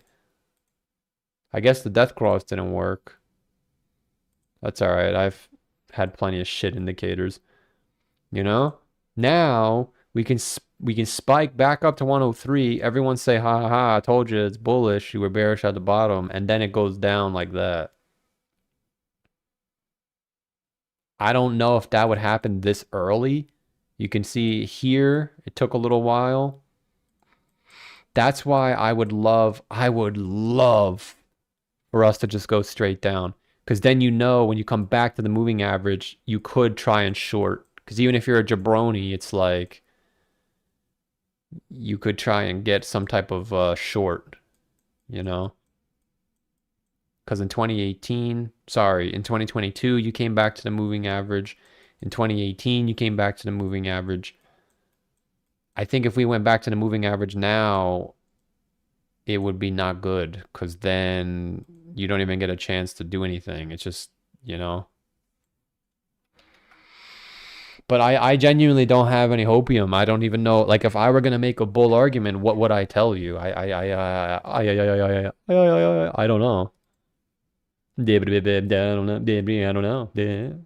I don't know. What am I gonna tell you? We could go down to 75K and still be bullish. There's gotta be people out there that's saying 75K is still bullish, man. 75K, 75, 75, 78, 78. 75K still bullish. We can go all the way down to 64K, still be bullish. Nah, I think you've seen enough. Now we're gonna bounce off 89K. Bottom's in. But for me, the real thing was the super trend and the moving average. The fact that we broke both of them, it makes me believe it's actually over. That's why I was really hoping we just broke the moving average. Sorry. I was hoping we just broke the super trend early so I didn't have to wake up in the middle of the night. Oh my God, we're going back up. Holy shit. Because literally every time we broke both, it was a bear market or COVID. So now, even if we pop back up to 103K, I mean, I guess technically if it happened by Saturday, I guess technically if it happened now, you'd have a wick on the bottom and then it would do this. But bro, you want me to come on here and say that's what's gonna happen? Come on.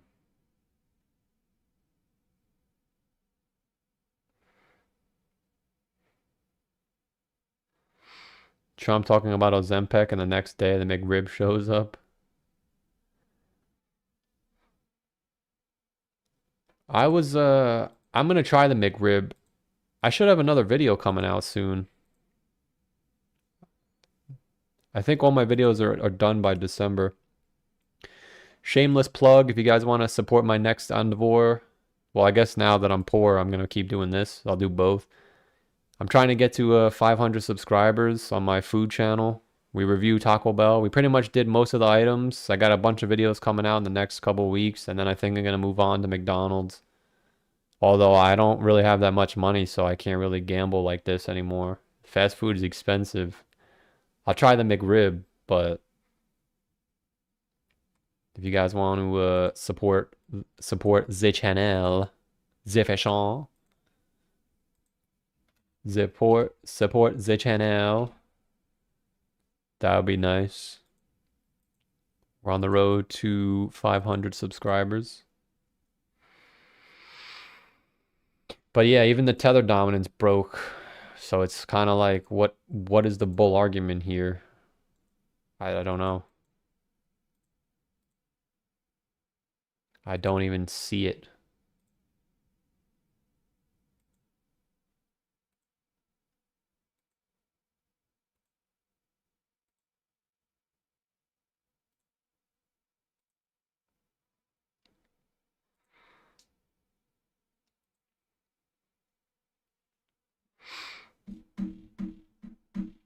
Don't you think if Elon Musk integrate Doge on X money, that will give us $1?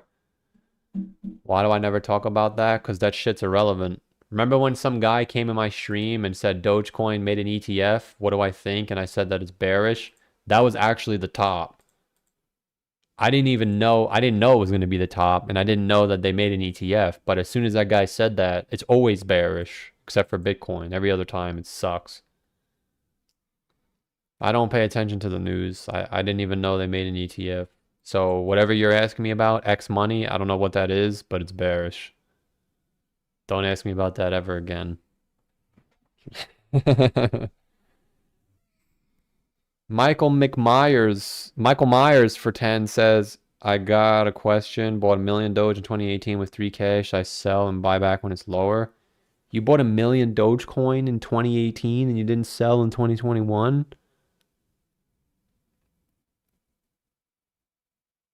If it were me, I'm not telling you to do it. You specifically said, what would you do? I would at least sell half. I mean, I don't know because you basically went to 700,000 and now you're at 150,000. I would just fucking sell it all. You're still up 145,000. If I got 150K in Doge, I'm selling it all.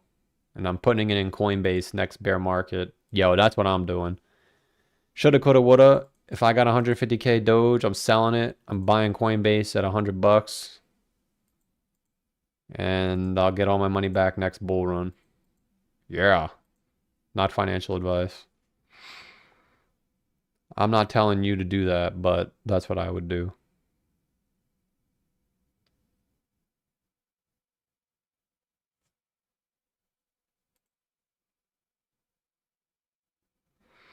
I'm not telling you to buy. I'm not telling you to sell. But 150K even would be maybe 4 Bitcoin at some point. But I appreciate the 10, man. It helps out a lot. Happy Goyam for 2 says every time Happy G gambles big and loses and marks the top. I appreciate the 2. We really didn't have that many top signals this time. They were all here. So that's why it was kind of like, well, where's the top? Only the jabronis that had their 4-year cycle charts called the top. But all of my indicators said the top was here, which is why I missed it. But I even had the map and I still missed it. So I was going to miss it either way. Now I know for next time, you got to get out when this happens. Because you got to understand that every time Bitcoin breaks the high, the moves are getting smaller. So it's like the initial move, the initial thrust to the new all-time high is where all the money is. The same thing happened here. I know we said that yesterday. But the initial thrust through the high, that was where the money was made. If you look at June of 2017 and look at XRP, that's where the first crash came in, if I'm not mistaken. Yeah, look. So you only got to get the initial thrust to the all-time high. Everything else is rubbish.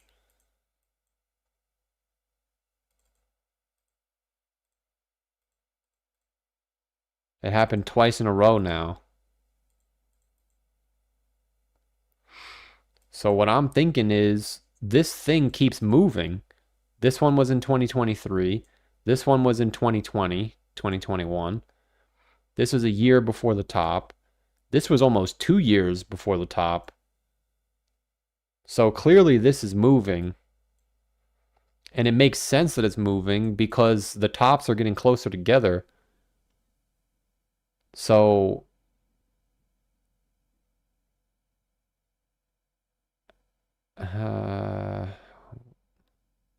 I guess the question is, where's the bottom?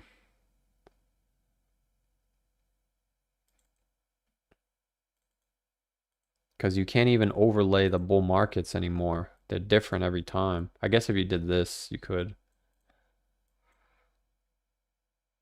But if you took the previous one, you can't do that. Like it didn't, I guess it kind of, oh no, I moved. Yeah, you couldn't even do that. I guess you kind of could. Chat.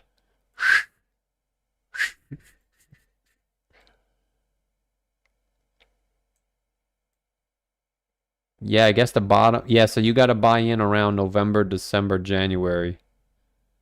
The bull run right into my birthday. That'd be nice. If I get all my money back for my birthday. Yeah, so I think October of 2027, and then the halving is here somewhere.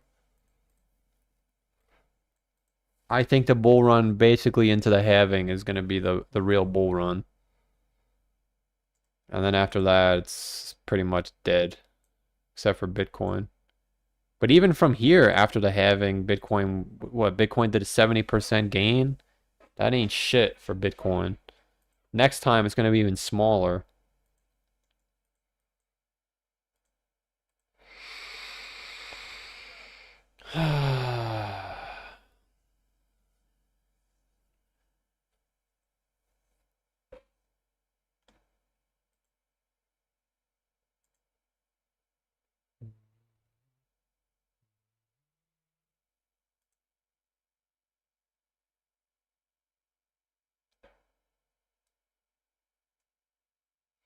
Been watching you for 2 years. You're cool, but time wasted. I hear you, brother. I just wasted all that time, man. I get it. Sucks. It's the worst feeling in the world, but it isn't, because I know what the worst feeling in the world is. I mean, this was pretty close, but I don't feel dead inside, surprisingly. So that's how I know it could get worse. If I feel dead inside, where I can't even get out of my bed, which I already felt that 2 months ago. So that's why I kind of hope we just go down and not prolong this nonsense, because then I could finally sleep knowing, okay, the worst is over. The reason I don't like this is because now if it bounces back up to 102, it's like, oh my God, I got to get back in. And then it goes to zero. That's that's the worst part.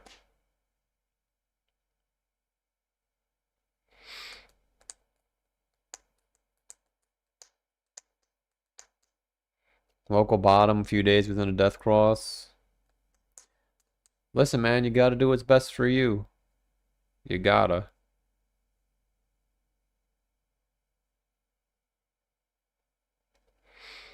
You gotta do what's best for you.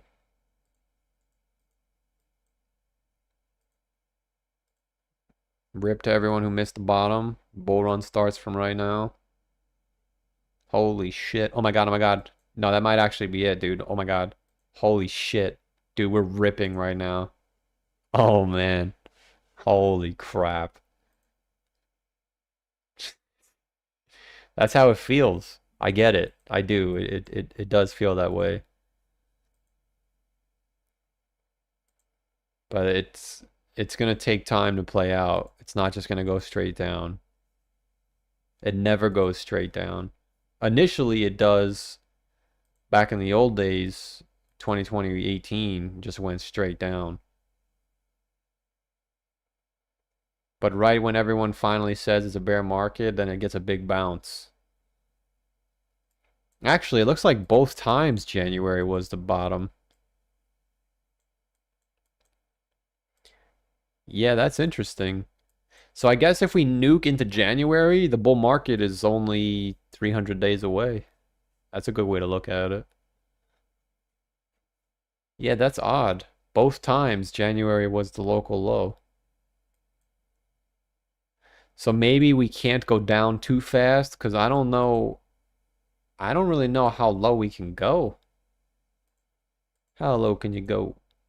Can you go down low? I had to say that, cringe. But, because think about this. If the Gaussian channel always triggers the capitulation to the bottom, it's already at 79K. So can we really look for that to break? I don't think so. Maybe we just float around. That would be the worst case scenario. It just floats around like this, just leaving everyone mesmerized. And then we break down. That would probably be the worst case scenario if we float in here for a while. Which is possible because that's what happened in 20 whatever year this is.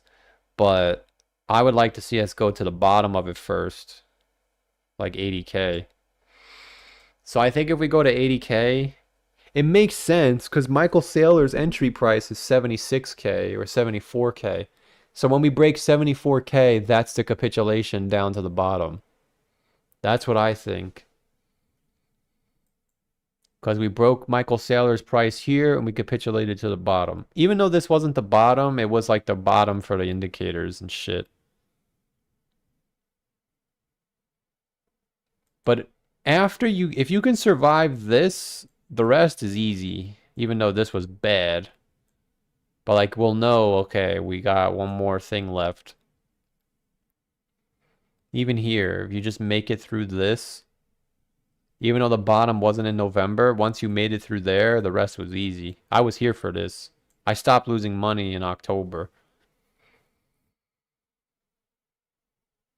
So, well, that's not true. I never stopped losing money. But for the bear market, that's my goal for this time. Stop losing money. Just stop. Because I look at my YouTube earnings and I'm like, bro, if I would have just bought fucking nothing, I'd be in a better spot.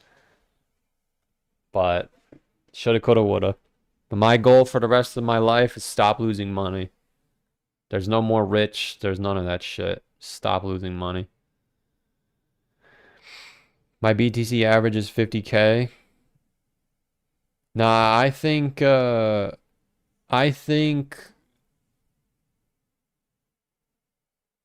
would be shocked if we went down to 74K on the first attempt. I think the worst case scenario that would play out for us is the bottom forms somewhere around now. Everyone gets excited. We go back up to 105K. Everyone gets back in, and then it goes down.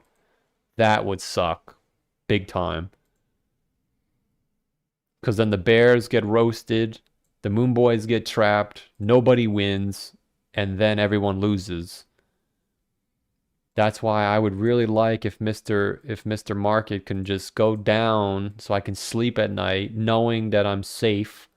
Then we can play with the bull trap and then go down.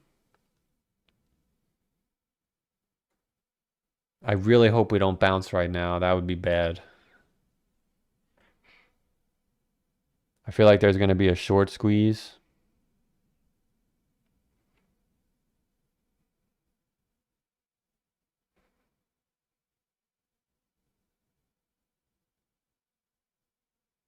I just hope we go down. I hope we...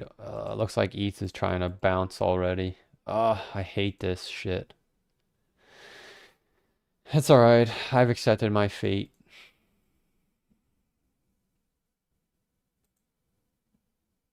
Let's see how the scam coin's doing. How's the scam coins doing? GameStop's not going down. Wow.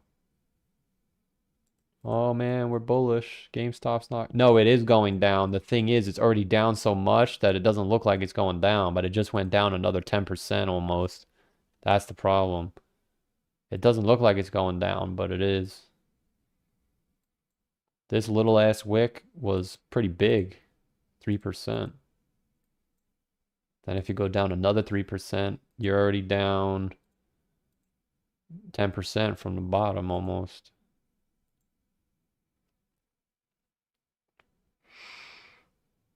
Crypto Meowisis for 2 says, thank you for everything. I'm only buying Bitcoin now. I appreciate the 2. I mean, I didn't really do anything but just make sound effects on a microphone. But I appreciate the 2. We're gonna make it out at some point, just not now. Most of us made it out, but then decided not to leave. So now we're banished another fucking cycle. But the sooner I accept that this is just gonna be part of life, the better life will be. But I appreciate the 5. Danish says we filled the CME gap. Time to go back up. Yeah, if you guys didn't buy the bottom just now, you're about to get left in the dust.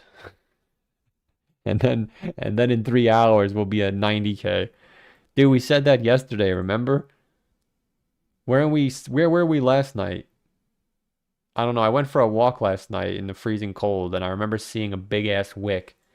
And I remember saying, dude, this shit just doesn't want to drop. And then I said to myself, we've never printed a wick and not gone down. We had a nasty wick. I don't know where it was. Oh, it was right here. Yeah, but it was on like the 1 hour chart. Yeah. When I saw this, I got so mad. I said, dude, they're just refusing to send it down. But then I realized if I look back at this, every time we print these wicks, we go down again. And we just went down again. Which is why it's kind of like concerning because we still don't have a wick. So it's like, well, how low is it going to go? And you could have had a nice candle close here with no wick, but you went even lower. So now that's why I hope it just goes down, because if we go down with a big ass wick, you could form a bottom for now, but you'll know it's going back down there, so you don't have to FOMO in. That's why I would love to see a big ass wick to like 80K. Then we form a bottom for a couple months. Maybe you gamble on some shit coins. And then heading into February, we begin our final move down. Because you got to also understand, Chad, that the halving moved and the top moved. So the top was in November last time. So we can't be looking for a crash in January, a crash in June, and a bottom in November. It's a month shifted. So that would actually be nice. I think the best case scenario, which is not what's going to happen, it's just what I would love to happen is we crash down to like the 80s, the bottom forms for now. We do this for like a couple months and then heading into the spring we go down. Because this way I could sleep. Summer starts. All right, when the summer's done, it's time to get in. But that's not how it's going to be. It's going to be as brutal as possible. If I were going to scam everyone, I would say the most brutal thing would be to chop everyone up, send it really high to get everyone excited, and then send it down. But I think the moving average is going to be the this isn't even going to happen. I'm just saying that's what I would do. Which is not like I have control over it, but I would even send it back over the moving average. So everyone says, oh, look, this dumbass said the moving average, which the whole planet is looking at the moving average. Then everyone gets in and says, haha, I told you. And then it goes down. That is the worst case scenario.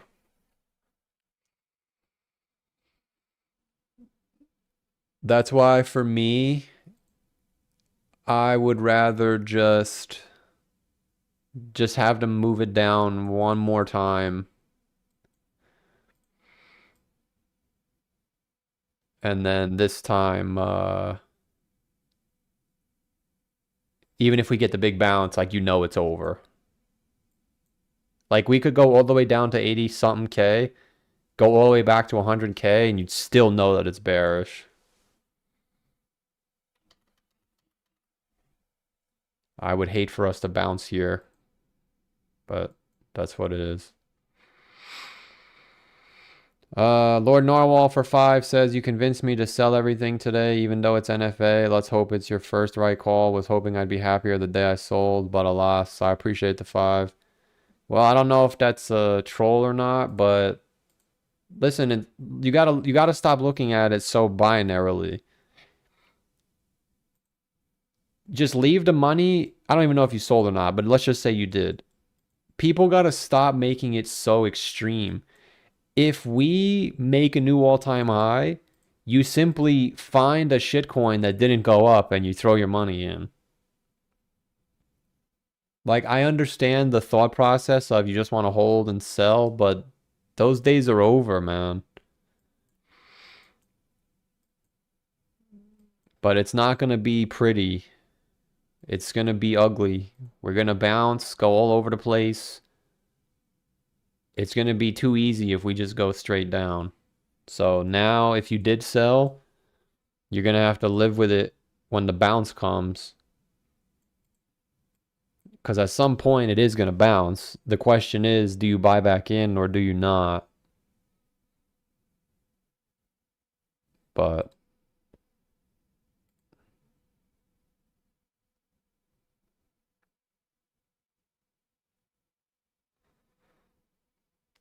I appreciate the 5. I would say you're probably better off just not saying anything, because now the whole chat is gonna meme you. That's why I'm giving you the coverage of maybe it's a troll, like not a troll, but like maybe it's a thing.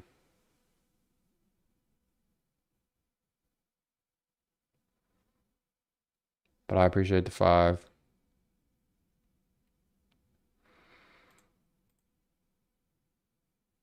Oh no, the sellers are coming back again.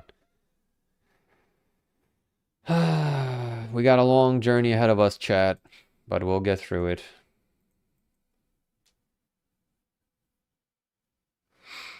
Lord Benjamin just put out a video, Bears versus Bulls. That's fine, make fun of me if I'm wrong. I don't think anyone's gonna make fun of you. It's just, that's just how the chat gets.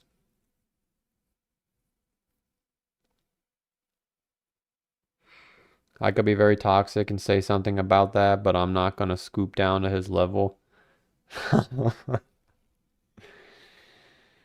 Chat, we're on the same team, man. All right. It's not gonna be pretty for a lot of people. And I'm openly telling you, I'm one of those people. I'm fucked. Well, if we really go down from here, I'm not fucked. Well, I'm fucked for the foreseeable future, but I'm not fucked forever. I had to stop at the I'm not fucked forever line, because if I would have lost any more money, I'm fucked forever. But right now, I'm just at the you're fucked for a little while.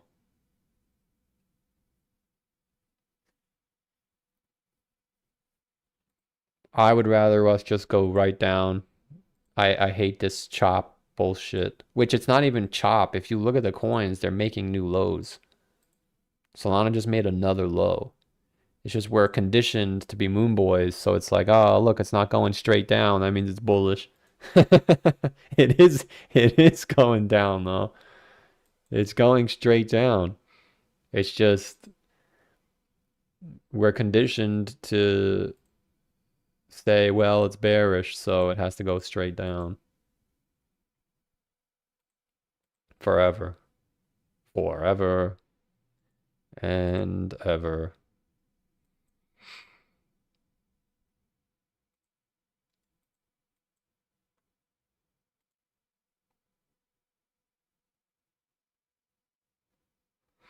You missed my $2 super chat. It has never done what you want. I mean, I know I get trolled a lot, but I know for a fact we called this exact move. And then we said get out in Q1. Whether you listened or not, it's not my fault. So shove it up your fat ass. Fat piece of shit. No, I'm just kidding. That was directed at whoever said that, by the way. That was Dreamstorm. Just a joke though. I thought Dreamstorm was a good guy. Hasn't wanted to give a direction. Yeah, Dreamstorm is a good guy. Even the good guys are turning on me. Here's the truth if you're holding... Oh, this guy's a troll. I mean, listen, chat. If there's bullish hopium out there, I would love to see it. You know, I like spreading hopium. I just don't see it. Remember, like, maybe I'm on the wrong chart? No, even this is bearish. The tether dominance is broken. Chat, listen to me, chat. You bounced off the moving average August of 2024, tether dominance top. You bounced off the moving average in April of 2025. Like we're through the moving average and we're through the tether dominance chart. That's just like back here. Oh, well, we bounced off of it in 2020. Oh, well, we bounced off of it in 2021. Oh, we're going to bounce again. And then we went right through it.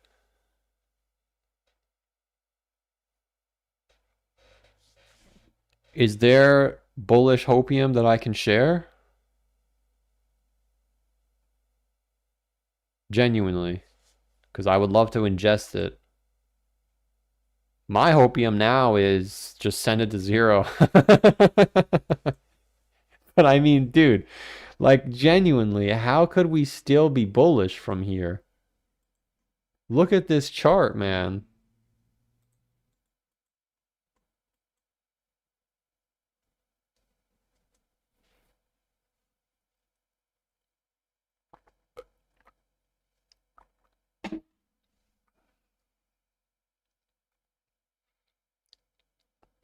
If Litecoin's at 24 or MSRT's at 45, which is a good buy, probably Litecoin. You switch to Litecoin and then go to MicroStrategy. Because the halving is usually in the summertime.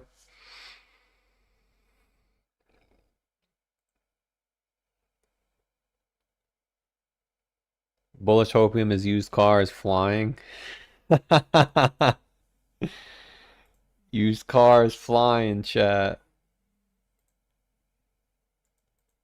Does used car usually spike up before we go down? May and June.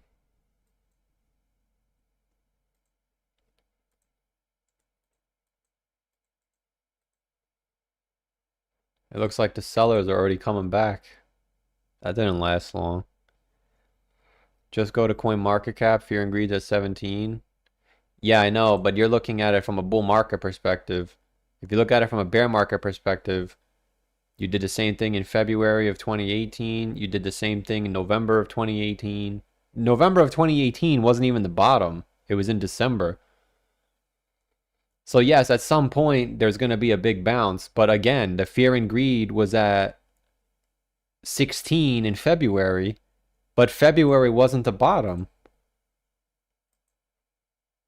There's a lot of misconceptions out there. We went significantly lower. Especially for the altcoins. I mean, I guess it's not significantly lower, but 5%? 5% from here? You're almost at the fucking bottom of the Gaussian channel. But yeah, even as a moon boy, I don't even see the hopium, man. I don't see it. Does anyone have any hopium that they want to share? Oh, look, there it is. The sell signal went away for Ethereum. Oh, the bottom's in.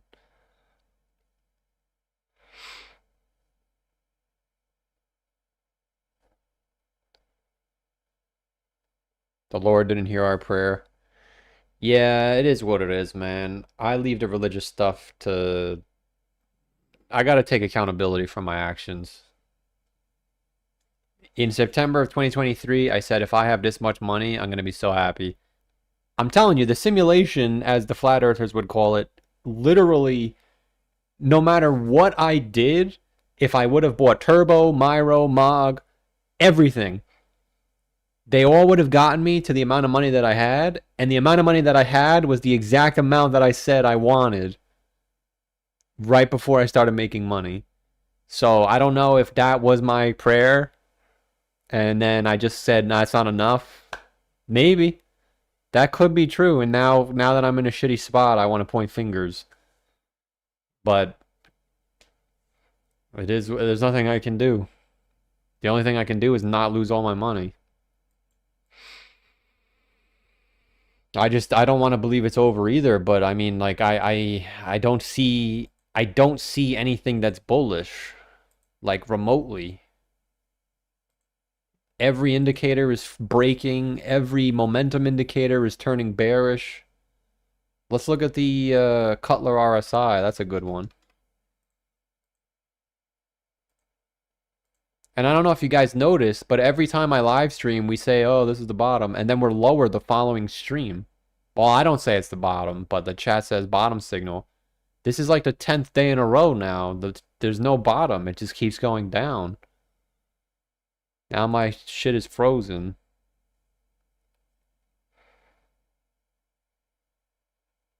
Is it just me or is time really flying right now? It's about to be December already. It was just Halloween.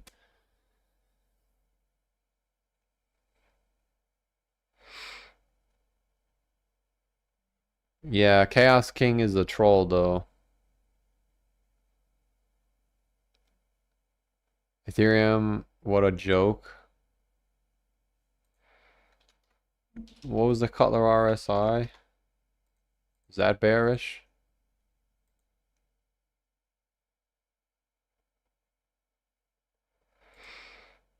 I wouldn't even know what to share with you. That's bullish.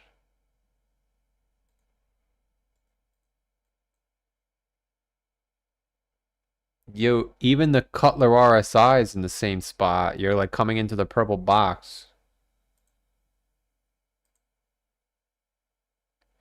Yeah, Chad, this is another indicator that we freaking ignored. When this red line crashes, it's time to go. Like, that's the euphoria. I remember saying that a long time ago. We were so prepared and we just blew it. We blew it anyway. Oh, we need to get alt season. When this red line starts rug pulling, the euphoria's done, man. Or even at this green, even at this yellow box. Dude, we didn't want to believe it. I fucking swear, for those of you that were here, we said down here when we get up here, that could be it. Which obviously it wasn't, but if you got out here, you probably did much better than most people. And now it's coming back to the purple. Which doesn't mean that the bear market is over, but it's only just begun. Yeah, no, you're like pretty much halfway through. June, April. We'll probably come in December, January.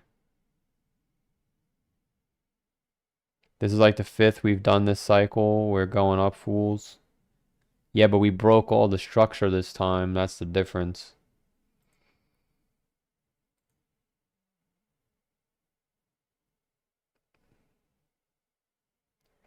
I just hope it's fast. I hope it's fast and easy. Just go down to 80 something K, get a big bounce.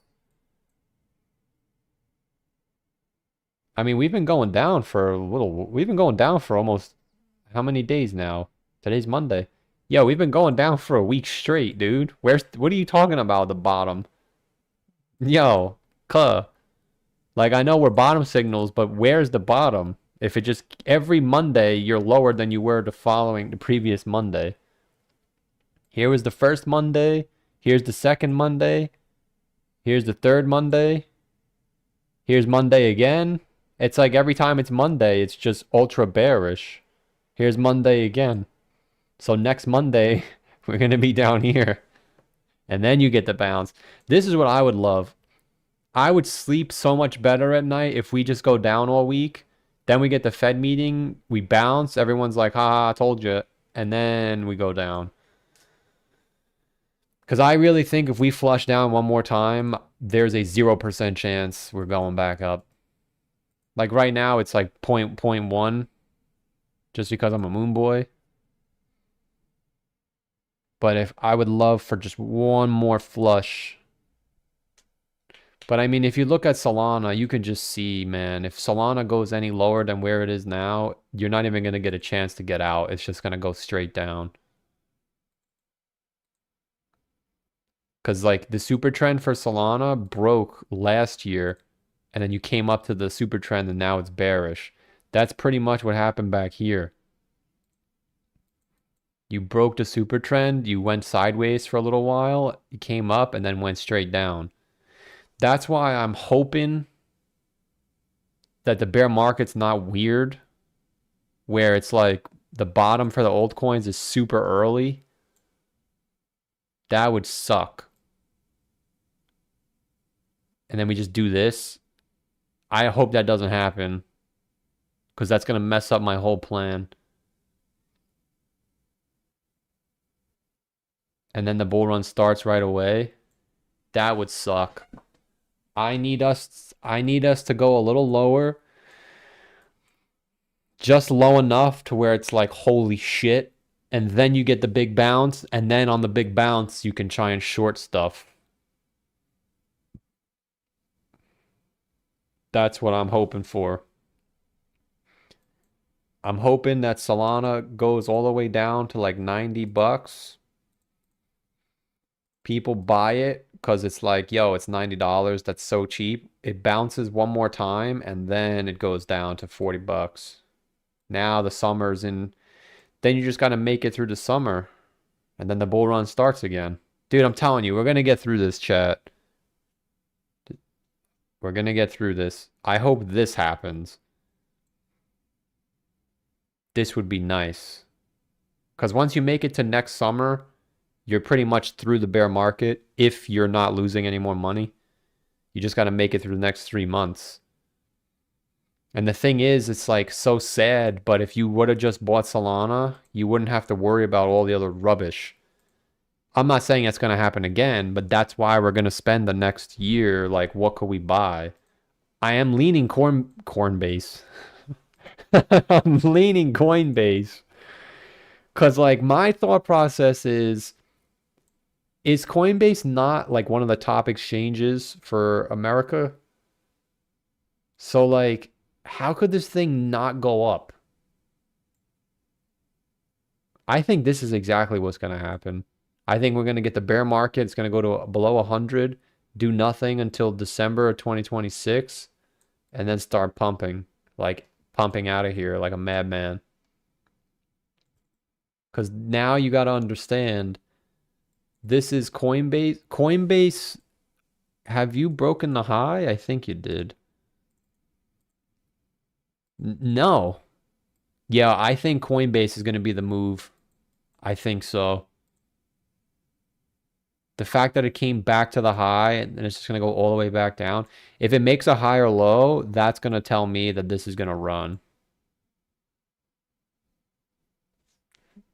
The market cap is 70 billion right now. That's nothing. Especially if it goes all the way down to 30 billion. I think this is the play, chat. You got to imagine it's going to break the all-time high. So 4x. But the thing is, like, you don't have to check Dex Screener every 5 minutes because it doesn't do anything. It just floats around. And to be fair, this thing actually didn't do anything for a year. If you bought in April, May of 2022, it took a whole year to break out. Dude, I'm telling you, we're going to get through this, chat. I'm telling you right now. We're gonna. My number 1 rule, stop losing money. Number 2 rule, stop gaining weight. 3, stop talking so much. Stop telling everyone everything. Stop being greedy. Stop being cocky. Do it right the first time. My first instinct says this. And in my defense, my first instinct in 2021 was buy Floki. And I bought the bottom, but I sold it because I'm fucked. Because everything I do is wrong. But my initial gut said buy Floki. It's gonna run. Ah, son of a bitch. Yeah, fuck it. I'm gonna make a game plan. I'm getting out of here. I don't know about you guys, but I'm getting out of here. This is not how my life is gonna go anymore. 2026 is gonna be a good year. Like the tire. It's gonna be easy, chat. Do nothing. You buy Coinbase at 80 bucks, retire. No, I'm not gonna retire, but who knows? How do we know Coinbase doesn't go on an Nvidia run where it goes all the way to $1,000? Imagine. Dogelon is the move. Brother, I'm sorry, but Dogelon is done. I would be shocked if Dogelon doesn't break this low. I think it's going to break the low. It's going to go to like 30 and then get a bounce. You know the bear market is in full swing and there's no going back when NPC does this. I'm going to make the bold prediction that this is going to happen soon. NPC has been holding up for too long. I mean, chat, look at how high it went. This is disgusting. 700x. And no one even talked about this.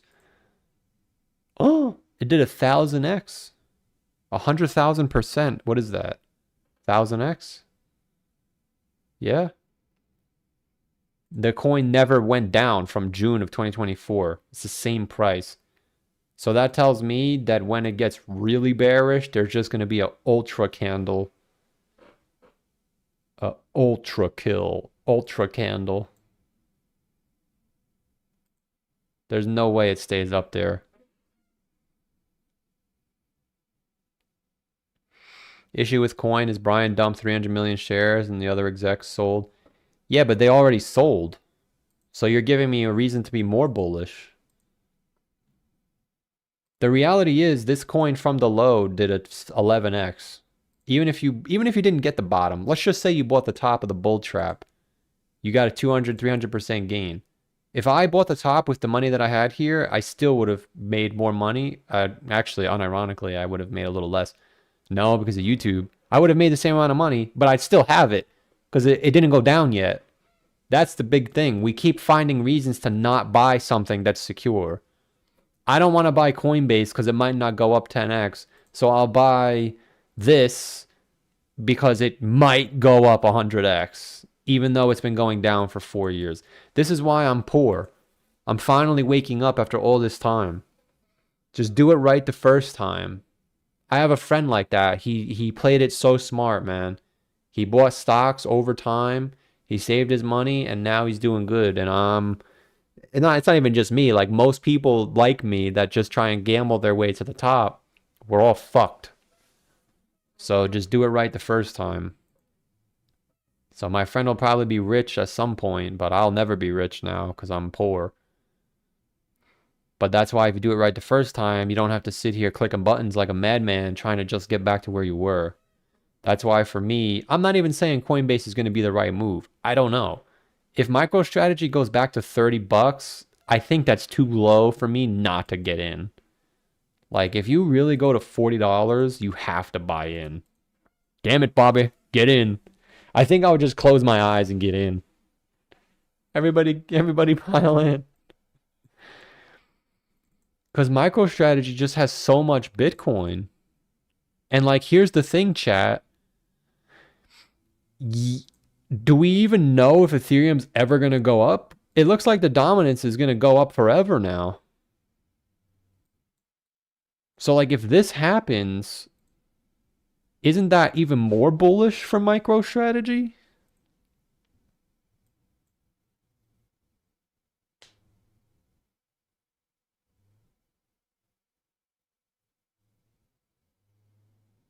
It was only 1.5 of Brian's holdings. Oh. Am I thinking about shorting like Fendi was talking about? I mean, he's doing it like a trader would do, which is good, but he's in a good spot financially and I'm not. So I can't do that. But the idea is correct, but it's going to take a long while for me to get to there. I don't think I'll ever go to that extreme, but what he was posting about definitely helps a lot because there's ETFs. He told me to gatekeep. Well, he didn't tell me to gatekeep, but he posted in the Discord. I don't know if you saw it. He was like, we don't want to talk to the pigeons or whatever. And then I said, the pigeons are my family. But he was talking about how there's all these ETFs, which I'm not going to go into detail what he said because I don't think he wants me to, but he shared this in the Discord. Like there's ETFs for crypto now. I don't know if people like, did you know that there's actually a 2x Solana ETF? Like what? Brother, what? Brother, There's a freaking 2x XRP ETF. That's sick. So it's like you don't even have to buy this rubbish if you do it right the first time. So that's why my plan here is like if we could just find out where the bottom is and buy the bottom, like this 2x ETF on Bitcoin did a 7x, but this is not the bottom. The bottom was back here.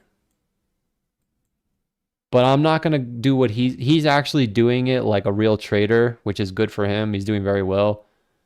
And I wish him the best, but I can't go to that extreme. I just don't have any money. Like I have enough money to survive. I don't have the money to do what he's doing.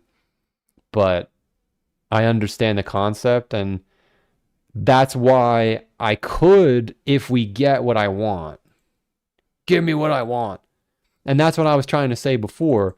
If we really go down to 80K and then we get the big bounce, it's possible that we could do that because we'll know it's going down. And even if we're not 100% sure, you could just put in a little bit. You don't have to risk it. But like, if we do this exact move, when the time comes, we have to know this is exactly what we said. Just like back here, we said we have to get out, but we just didn't because we're like, well, where's the old season? It never happened. We got to stop with the caveats. Oh, well, if it doesn't do this, then we're not going to... Whatever the fuck it looks like, I don't know. But if we crash to 80K and then by spring we're back at 100K and all these indicators are flipping bearish, we must do something. I must succeed. I must do something. But like even if I go long on a regular stock, I don't even do the options. Like if Ethereum falls by 50%, some of the stuff that I didn't even know there was I think there's a 2x ETF.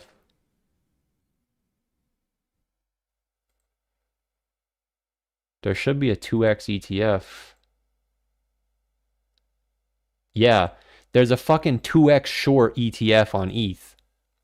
So it's like if we know Ethereum is about to fall by 40%, that's why it's too risky right now. But we're going to make a plan. I'm not just going to sit here doing nothing. But we have a lot of time for that. You know, that's why the super trend breaking is so good. So for example, this would be a rough draft, and then I'll wrap up the soliloquy. So to answer your question directly, I'm not going to the extreme that he is. He's doing very well. Maybe at some point I'll get there, but right now I just have to not lose all my money. But I'm glad he shared the stuff because it was useful information and it's going to help me set up my plan. But for example, if we know every time the Bitcoin breaks the Gaussian channel, it goes straight down, it's happened every time. And then you'll have people say, well, it's not happening this time. I beg to differ because every time we've broken this, we've gone to the middle and we've gone to the middle. And every time we go to the middle, we come out the other side.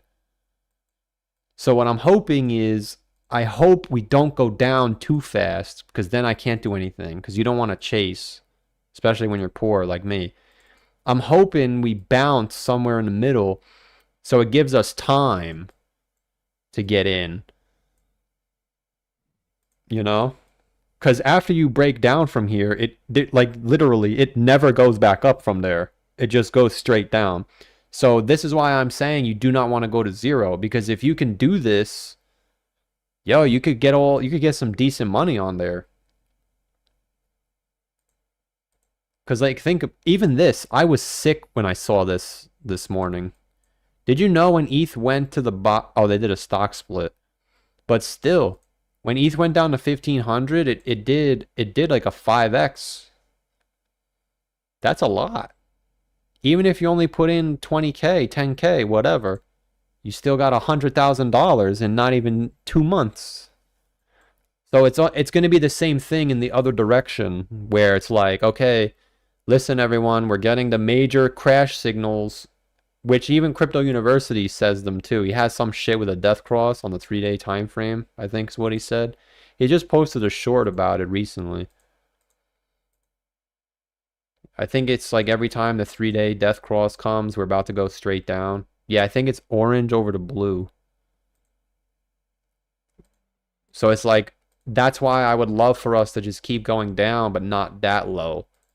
Because then we could say, okay, we just got the death cross. Every time we get the death cross, we go down. Well, this one was fucking bullish. Damn it, SpongeBob. That's why I don't know. I don't know what he said. He said some rubbish with a death cross. Maybe it's a different time frame. But we have plenty of time. I'm not going to rush it. But that would be the idea, basically. He's doing it the right way, but he's in a good spot right now, and I'm not, and that's my fault, obviously. But I have to wait for when there's like a guaranteed win. That's why I'm trying to make a plan, because if we're right and that's exactly what happens, then the bottom is not that far away. Then you switch sides. That would be the base case. We try and time it, so if we go short here, we ride it. I'm not that good of a trader, so I'm not going to catch the whole thing. But if I get something, then I'll just sit in cash, wait for December, and then they have the same thing but going long. And they have it for Solana too. I didn't know that. I can't find it. Is this it? 2x. Here it is. Dude, Solana fell and this thing is down 75%. So if Solana goes down to 40 bucks, dude, this thing is going to get a stock split. It's going to go down to $1. They're going to do a stock split, and then it's going to go down again. And then if we time the bottom in December and Solana does a 5x, this is a 10x right out of there. But what he's doing is more extreme, but that's basically the base case that I took from it. So I'm going to use the ETFs that he shared. I'm probably not going to go to the extreme that he is, but even just having this information is so helpful, because I didn't even know they had. I mean, at some point I might have looked, but I would have never checked the XRP ETF. So now every time XRP goes down 10%, this goes down 20%. So that's why whenever, like, XRP at some point, if we are about to do this bear market, at some point XRP is going to fall by 50%. When is that? I would guess, like we said earlier, when Michael Saylor's liquidation gets hit at 74K, or whatever the proper word is, his entrance. Last time, that's when everything took a shit on the back of the bus. You took a shit on the back of the bus. So, like, XRP is just going to go straight down. And unfortunately, I'm not a good trader, so I can only take the trade when I know it's going to happen. And I'm not confident now that XRP is going to go straight down. Because, like, even if Bitcoin goes to 80K, XRP might just fill the wick and then bounce again, like it did back here. It's like, oh, XRP still didn't break down. And that's why it's so crucial that we don't lose all of our money, because if that happens, I know I sound like a broken record player, but it gets me optimistic, it gets me excited, because if that happens, then we would be right here. And unironically, I know it's supposed to be ironically, I just like saying unironically, it would be the summertime. So all we'd have to do is enjoy the rest of the summer, and then the bull run starts. And because we know what we know, we don't have to lose all of our money on this bullshit.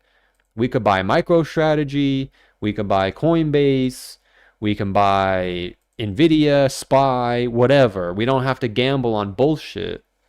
That's the biggest takeaway from this market cycle, is I should have never had to have gambled on this bullshit, but I did.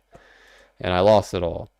And that's why I would like to do the stock market and still have exposure to crypto. But the beautiful thing is, they now have instruments to let you do that. to where you don't even have to stare at the deck screener because they're giving you leveraged products. And John Doe posted some shit, I don't know how true it is, that they're going to make even more leveraged products. And they made a Doge ETF, which is bearish, but maybe when they release the inverse Doge ETF, that will mark the bottom. Because usually when they list instruments, it's the reversal point. So maybe they make a 2x Doge ETF. Yo, you can't even say they won't do that because they might. They make ETFs for everything now. Could you imagine they make a 2x Doge ETF? You could just put in 10K and just hold it forever. No, you can't hold it forever, but there's a long we got a long way to go. All right. Good thing is we got plenty of time. And that's why, as much as it sucks and it breaks my heart, I think I'm slowly getting over the whole heartbreaking situation thing because now I'm starting to come to my senses. Like, dude, you were already here before, so just do it again. But I want to skip the whole buy the shit coins and go to zero part. I just want to buy regular shit. But this is all fluff, obviously. I don't know exactly what's going to happen. We have to let it play out. But that's the general idea of what's going on. During the bear market, those ETFs will get hit hard. Well, the beautiful thing is these regular ETFs are following the market. It's 1-to-1. Like this ETF is down 70%. Oh no, this one is down more. ETH's not down 70%. ETH is only down 40. Maybe that's a 2x one. What is this? No, this is Bitcoin. Maybe this is the ETH. Yeah, this is down 40% from the high. So this one looks like it's 1-to-1 to Ethereum. 200% from the low. Right? Is that what we did? Yeah, pretty much. So if we can time the bottom, which we should be able to, because if the top was here, then the bottom should be here. And we know not to buy in right away because there's usually a month or two of consolidation. And then it just shoots up. And I actually did the math. But see, now we're getting into hopium already. I don't want to talk about next market cycle yet. But I was already looking at the hopium. And every market cycle, Bitcoin shoots up by 50% right away. The question is, does it keep going? I don't know. But it shoots up pretty quickly. So it's like, if you can just get those ETFs, you know, that's 80%. But again, I think the biggest takeaway from this is you don't have to baby monitor it every 10 minutes thinking, oh my God, someone's going to send it to zero, like these shit coins. And then when the time comes, I'm sure I'll buy shit coins again, but we know not to touch them until this. And we're going to have a whole year and a half to figure out where this is. Because again, I know a lot of people troll me for my charts, but the chart said this is where it was going to be, and that's where it was. So if we found it the first time, we'll find it the second time. We just have to know, don't make any more reasons to not get out. Just get out. Because now we know, again, the reality is, yes, the 4-year cycle is intact, but the 4-year cycle is for Bitcoin. The 4-year cycle is not for Dogecoin. That's why both times now, Dogecoin did not top at the market peak. It topped wherever the fuck it wants. And I say that with an emphasis. You know? But again, even though I was wrong, and I'll never shy away from being wrong, we were saying top here for 2 years. The top was there. It didn't go the way we wanted it to. It never made a new high. I would have never guessed. So we'll be able to find it. The only thing I'm going to focus on is finding out where is this. And I think we'll find it. I think we'll find it. But I don't know what the next market cycle is going to look like. But we'll find it.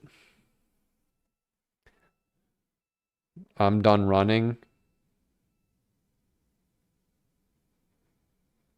There was more greed than fear this year.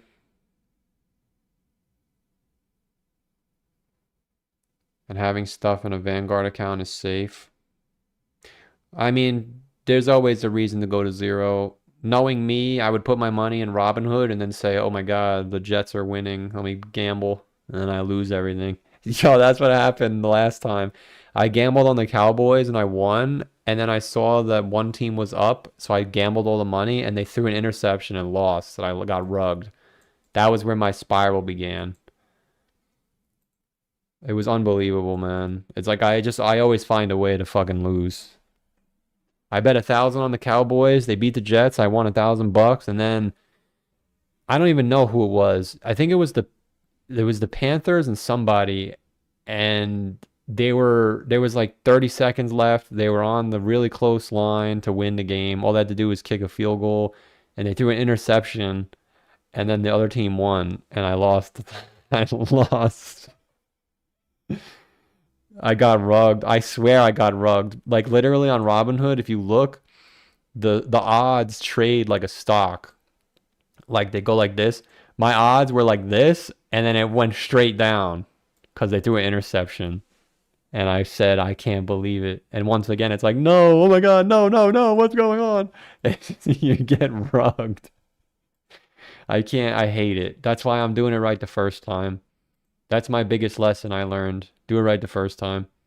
Maybe I won't get a 20x on Coinbase, but by the time I get a 20x, I would have lost all my money already. Even if I would have just bought here Coinbase and just held it.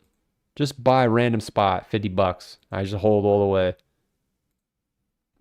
Yeah, I made less money, but if I take into consideration my YouTube earnings that I didn't lose because I never bought these shit coins, I'd be in a better spot. So my lesson I learned is no more gambling. Let's go gambling. I'm gonna get in here and see what happens. That's the base case for now. Obviously, I don't know what's gonna happen. For all we know, we get to the bottom and they release a 5x ETF on Nvidia. Maybe I'll buy that. I don't know. But I'm not gonna worry about that right now. And that'll bring us to 5 o'clock, the 5 o'clock shadow. Very nice stream today. Very big crowd, which is not good. We're getting a lot of viewers, which means that we're probably really going down. Because that's what happened last time. There was a lot of viewers in here. And then we peaked when we had the big wick. So we didn't get the big wick yet. I'm not going to say when because I don't know, but if we get that big wick, that is your biggest sign that the bear market is officially underway. You're pretty much like 25% done at that point. Because this was 83 days. And then here was 294. Yeah. You probably got like 200 to 300 days left. But it's a lot easier knowing that that's where you are instead of guessing. I think that's the worst. That was the worst part about this bull market. It's like, dude, we're in a bull market. Why are we going down? You know? Now it's like we're going down because it's bearish. But when Bitcoin's at 100K and these coins just start going to zero, it's like, why is it going down? That's what's easier now. It's like you're expecting it to go down. You are wrong. Listen, maybe I am wrong. Maybe we go to 150K, but you're not going to hear me say that. I think there's more than enough evidence to suggest that it's a bear market. I am preparing for the bear market. I'm trying to find something that's bullish, and I literally can't.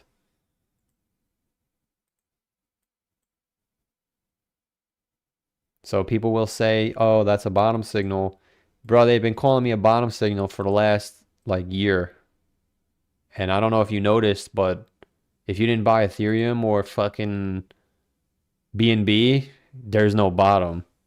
It just keeps going down forever and ever. Nah, I'm not going to say that intro anymore. I'm going to rebrand too. Not me personally, but I'm going to make new thumbnails, new overlays. It's going to be brutal, but I hope we go down more so then I can accept the worst is over. Because if the worst is over for me and my life goes up from here, I can live with that. Because I knew the exact moment my life took a downturn, and I can't really tell if my life has bottomed yet. I don't know. So I hope it did. Maybe I get hit by a car or something. That'd be the worst. I guess I could sue them for all my Dogecoin. That'd be bad. Yeah, I guess getting hit by a car is the worst case scenario. But yeah, man, Doge is already bleeding out again, man. It's not looking good, chat. 150K is the 100K of last cycle. Remember when Bitcoin was sitting around 70 and everyone was calling for 100K and never got it? Yeah, a lot of people, I think my original target was 120 back in the day. But bro, I made so many different theories. I'm not even the same person that I was 3 years ago, which no one is. But me specifically, like my brain has changed. Like not even making up, like physically my brain has morphed because I'm older now. So I would like to think my critical thinking skills have improved, even though obviously they haven't. But like I understand where it went wrong. And I think that's the biggest heartbreak. The biggest heartbreak is knowing that we literally had it and we threw it all away. But the positive is you had it, so you can get it again. So we just have to run the same play twice, but play it smarter this time. And who knows, maybe I don't know if Ben's theory is going to be right. The dominance might go higher, which I know that's what he's saying, but I think he said the dominance tops when the QT ends. Maybe that happens, but like it doesn't even matter anymore. But then I see coins getting rugged like radar, and I'm like, dude, this do you know how many coins this is gonna happen to? The dominance might just keep going. Because I'm looking at Solana and I'm like, dude, why could Solana not come back down here? If Solana comes back down here, then the dominance is gonna go even higher. And if ETH BTC rugs, then the dominance is gonna go even higher. So it's kind of like, what if the dominance doesn't top and it just keeps going forever? Forever. Yeah, what if it goes all the way to 70%?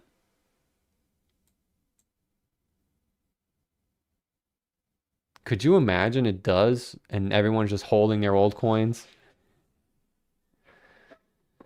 I don't want to find out. And that's why I'm withdrawing from the casino. Like I've accepted my fate, but if I did it once, I could do it again. It's going to be a long road to victory, but I lost a round. I guess I lost a war, but I guess I'm going to start another war next year.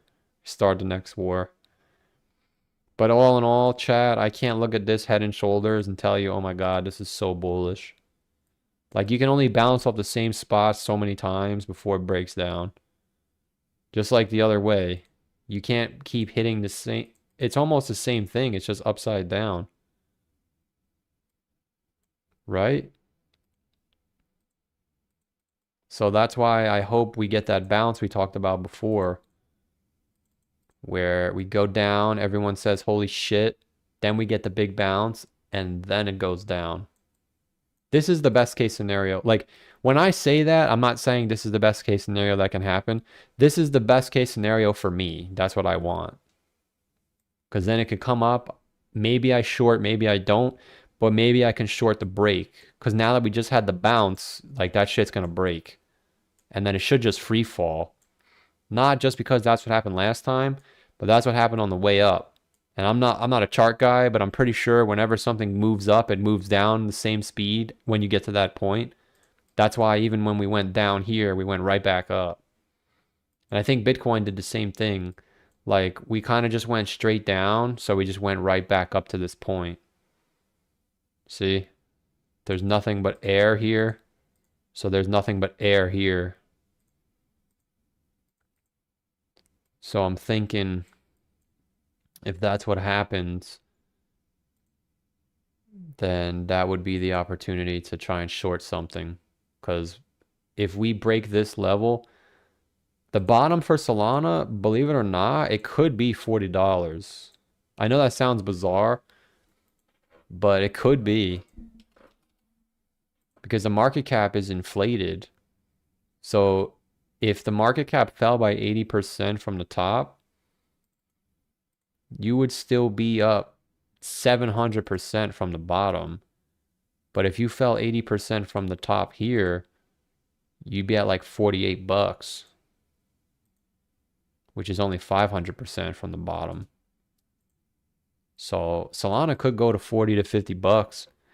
I don't know. Would you buy Solana at $50?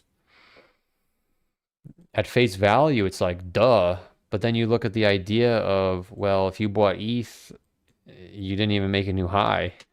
So it's like, what do you do? That's why for me, I'm thinking, well, Coinbase owns Bitcoin and you can't buy Solana without Coinbase. So I'm buying Coinbase. But maybe that's wrong too. I don't know. But we have plenty of time to figure it out. We got a long way to go, so just a bunch of rubbish.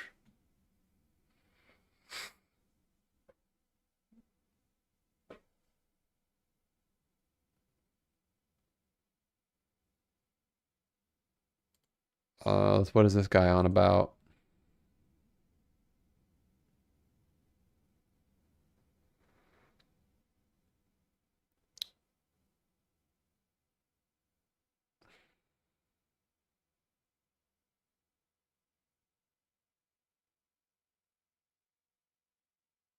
No, this guy doesn't seem to be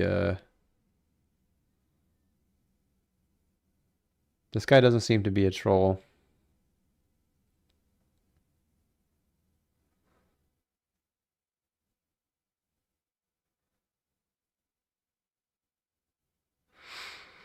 I mean, to be fair, Romario, if you never sold your Dogelon, that's not my fault. You can't blame me. Because I know for a fact that even though I was holding Dogelon, even I sold it back here and I said, yo, if this breaks, it's going down.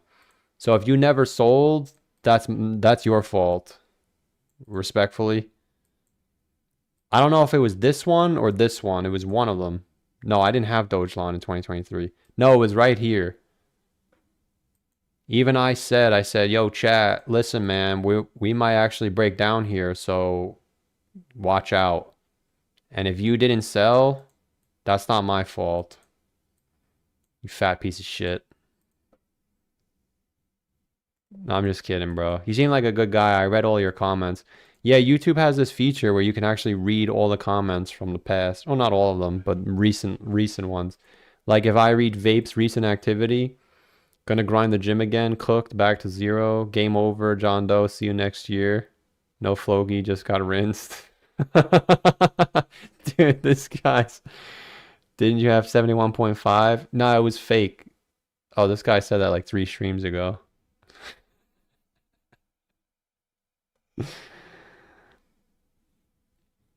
I can see people now like me in 2021 asking you what to buy.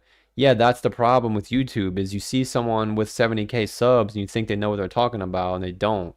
That's the problem.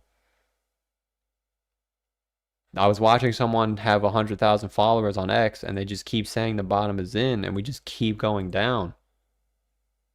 Like I said before, every time we go down, everyone's like, all right, this is the bottom. Every Monday, we're lower than we were the previous Monday. That's been the trend since the top. The top was on a Monday. The following Monday was here.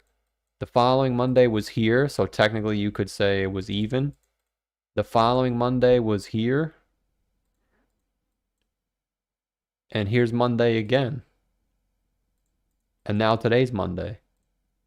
So like I get it, the Moon Boy is the bottom signal, but where's the bottom? We got the signal, but where's the bottom? At some point, it's going to bounce. But what I'm saying is if there's one more move down, that is probably the bounce because the next move down is when we go straight down. So that's why I would have a wet dream, which never comes true. If we do go down to 80K, then we get the relief rally that everyone's talking about, and then we go down.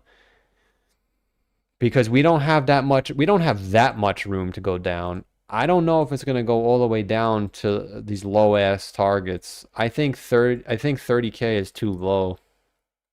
I think 40K is fair. But you got to remember that the move down to the bottom is like big. So it's like we can't really move that much lower because if we go down by 50%, we're already at the bottom. We can't do that yet. So it's got to go down a little more. I think we could bounce here. Then you get the, okay, yo, this guy's a bottom signal, and then they just fucking send it to oblivion. And then if you can make it through this without losing all your money, you pretty much made it. Because, like, again, yeah, this was the bottom, but if you bought here for Bitcoin, you didn't lose anything. Yeah, this was the bottom, but if you bought here, you didn't really lose anything. You made it. So we just got to make it through this. If we can make it through this, then I think we'll survive. Depending on what you're buying. Obviously, if you're buying some rubbish like this, then there's no bottom. But I don't see how Coinbase could go to zero if Bitcoin bottoms. Because even here, if you just bought Coinbase and then did nothing, you made it. If you bought Nvidia and did nothing, you made it. It's like you just couldn't buy anything that wasn't Bitcoin or Ethereum, or not Ethereum, sorry. You couldn't buy anything that wasn't Bitcoin or stocks. Because even if you bought Solana, that's the scary part too, chat. Even if you bought Solana on that first dump, dude, the shit went down another 75%. So the altcoins are scary, and I just don't have it in me anymore to gamble on them. So we'll leave it there for today. Nice little stream, 3 hours. Appreciate everyone listening. We're going to get through this one way or another. We've done it before. So appreciate everyone watching. Appreciate all the super chats. As always, none of this is financial advice. We'll be back tomorrow. And we'll get through this, man. Trust me. It could get worse for a lot of people. It could get worse for me. I hope we go down one more time and then we bounce, because then I'll know, all right, don't FOMO back in. But if we bounce from here, I'm not going to FOMO unless we get over like 106. I still probably won't FOMO. I'm just going to try my best and not buy back in. I'm probably not going to buy back in until we break the high. Because like Mr. Cohen said, even if it is a bull market and we break the high, the dominance is going to get sucked up. So it's like, dude, there's 1,000 coins on here. There's no way all of them would pump. Oh my gosh, Maneki broke 5. Yeah, this shit is done, man. Every day we look at Maneki, it's just going lower and lower. So, alright, chat. We'll be back tomorrow. As always, none of this is financial advice. I appreciate the support, and bye.